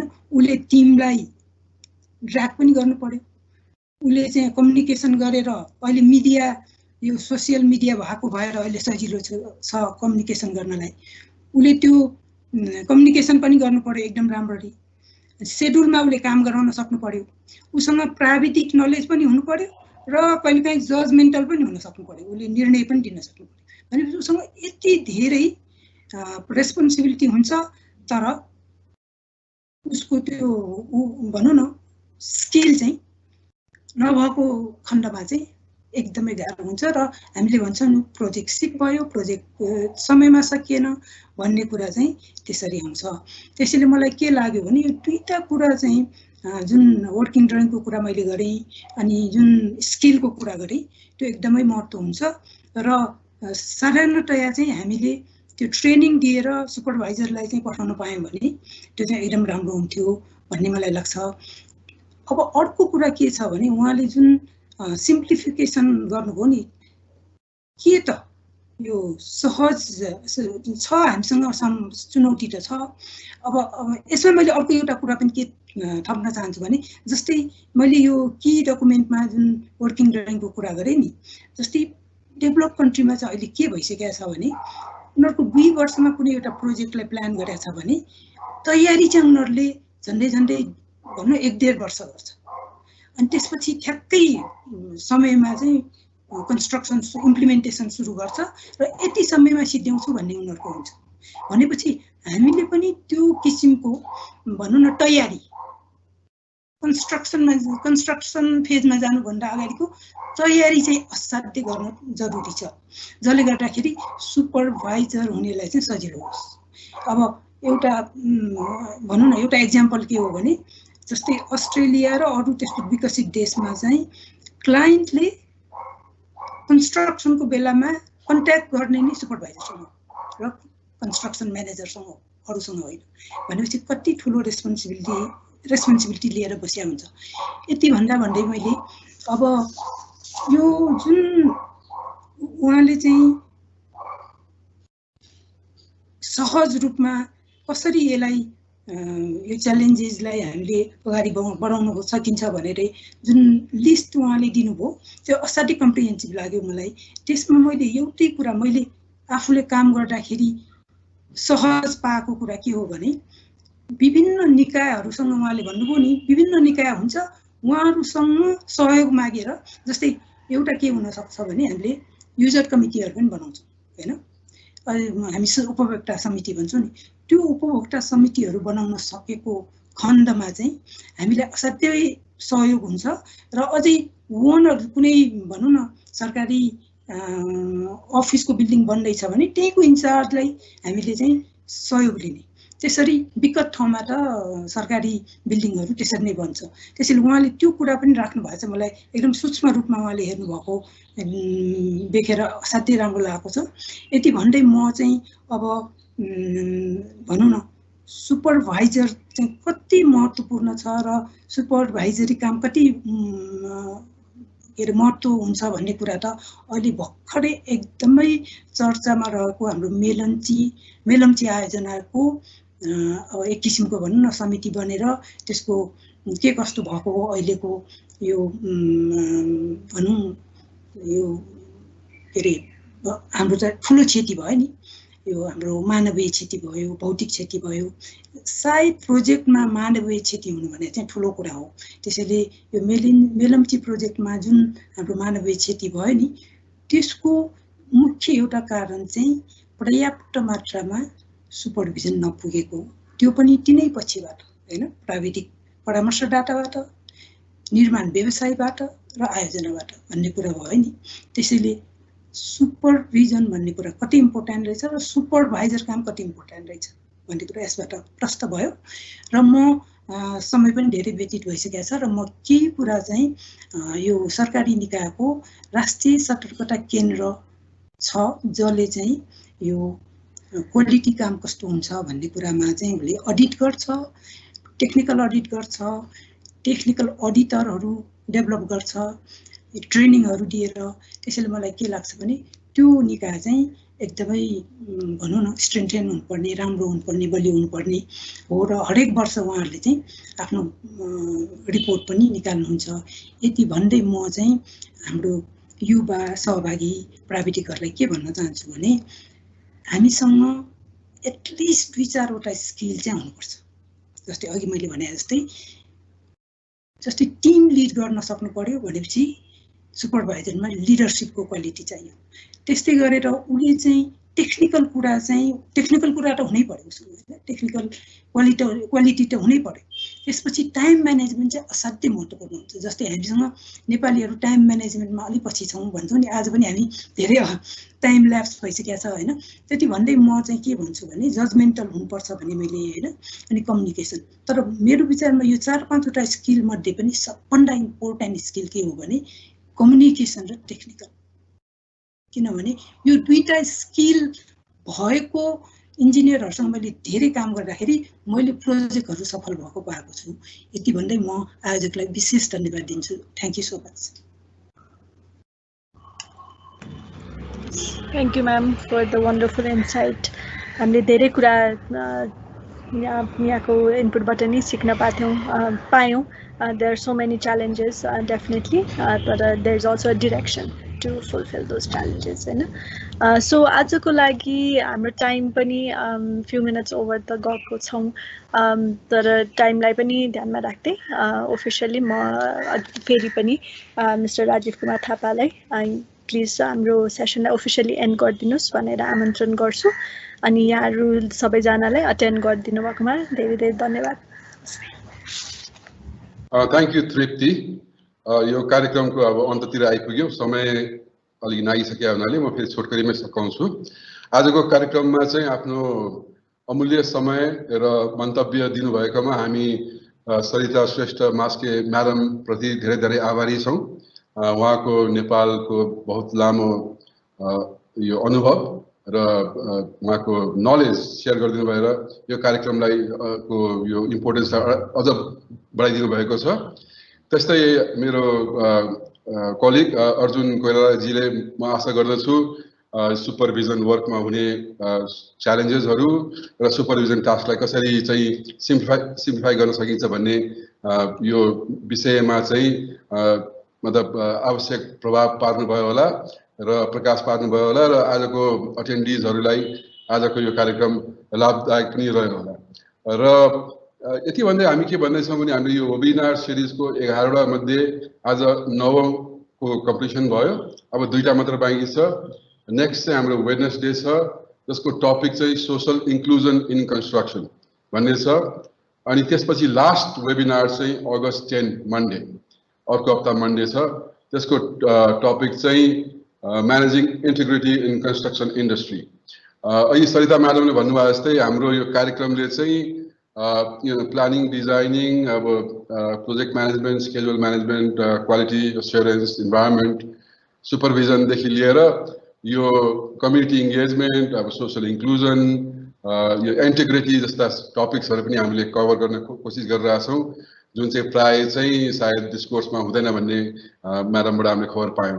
र आशा गर्दछु हाम्रो अटेन्डिजहरू अब यो लास्ट 2 वेबिनार सिरिजमा अझ बढी सङ्ख्यामा उपस्थित हुनुहुनेछ र यहाँहरूको कन्टिन्युस यो इङ्गेजमेन्ट रह्यो हाम्रो यो 9वटा यो वेबिनार सिरिजमा। कतिजनाले त सुरुदेखि अहिलेसम्म कन्टिन्युस अटेन्ड गरिराख्नु भएको छ। अलमोस्ट 200 नम्बरले त कन्टिन्युस अटेन्ड गरिरहनु भएको छ अनि फ्यु नम्बर्स चाहिँ हरेकचोटि नयाँ एड भइरहेछ, जुन चाहिँ हाम्रो लागि धेरै इन्करेजिङ हो। जस्तै अब यही कतिवटा टपिक्सहरूमा सायद समयको चाहिँ अलिक अभाव रह्यो होला, किनभने अहिलेको यो कोभिड सिचुएसनमा अब हामीले कुनै क्लासरुम इन्भाइरोमेन्टमा हामीले यो गर्न सकेनौँ। त्यही भएर चाहिँ हामीले यो यसलाई सानो पिसमा टुक्राएर वेबिनार थ्रु चाहिँ हामीले ट्रेनिङ प्रोग्राम्सहरू अथवा यो नलेज सेयरिङ अथवा बेस्ट प्र्याक्टिसेस सेयरिङ कार्यक्रमहरू राख्न खोजेको छौँ। सायद अब यसलाई जुन तपाईँहरूको यो पपुलर डिमान्ड आएको छ र सुझावहरू आएको छ, सायद हामीले भविष्यमा फेरि अरू कार्यक्रमहरू पनि राख्न सक्नेछौँ कि जस्तो लाग्छ। त्यसबारेमा चाहिँ अझ तपाईँहरूको सुझावहरू अझ पाउने हामी अपेक्षा राख्दछौँ। र यति भन्दैमा मतलब यहाँहरूको यो कन्टिन्युस पार्टिसिपेसन गर्नुहुने अटेन्डिज प्लस नयाँ अटेन्डिज यहाँहरूलाई धेरै धेरै धन्यवाद छ। आज पर्वको अवसरमा पनि तपाईँहरू कन्टिन्युस आएर अटेन्ड गरिराख्नु भएको छ, त्यो हाम्रो लागि धेरै इन्करेजिङ छ। साथै अब हामी अब अगाडिदेखि नै बाहेक अब तृप्तिजी बाहेक हाम्रो यो कार्यक्रम सञ्चालनमा हाम्रो पर्दा पछाडि बस्नुहुने हाम्रो कम्युनिकेसन्स एक्सपर्ट हुनुहुन्छ अर्जुन कुमारजी, अनि आइटी एक्सपर्ट हुनुहुन्छ रवि श्रेष्ठजी, अनि हाम्रो इन्जिनियरिङ प्रोजेक्ट कन्ट्रोल्स क्वालिटी एस्योरेन्सकै इन्जिनियर हुनुहुन्छ आयुष पुरीजी, उहाँलाई पनि म धन्यवाद दिन चाहन्छु। र यति भन्दै समयलाई विचार गरेर आजको कार्यक्रमबाट बिदा हुने अनुमति पनि चाहन्छौँ। धन्यवाद, नमस्ते।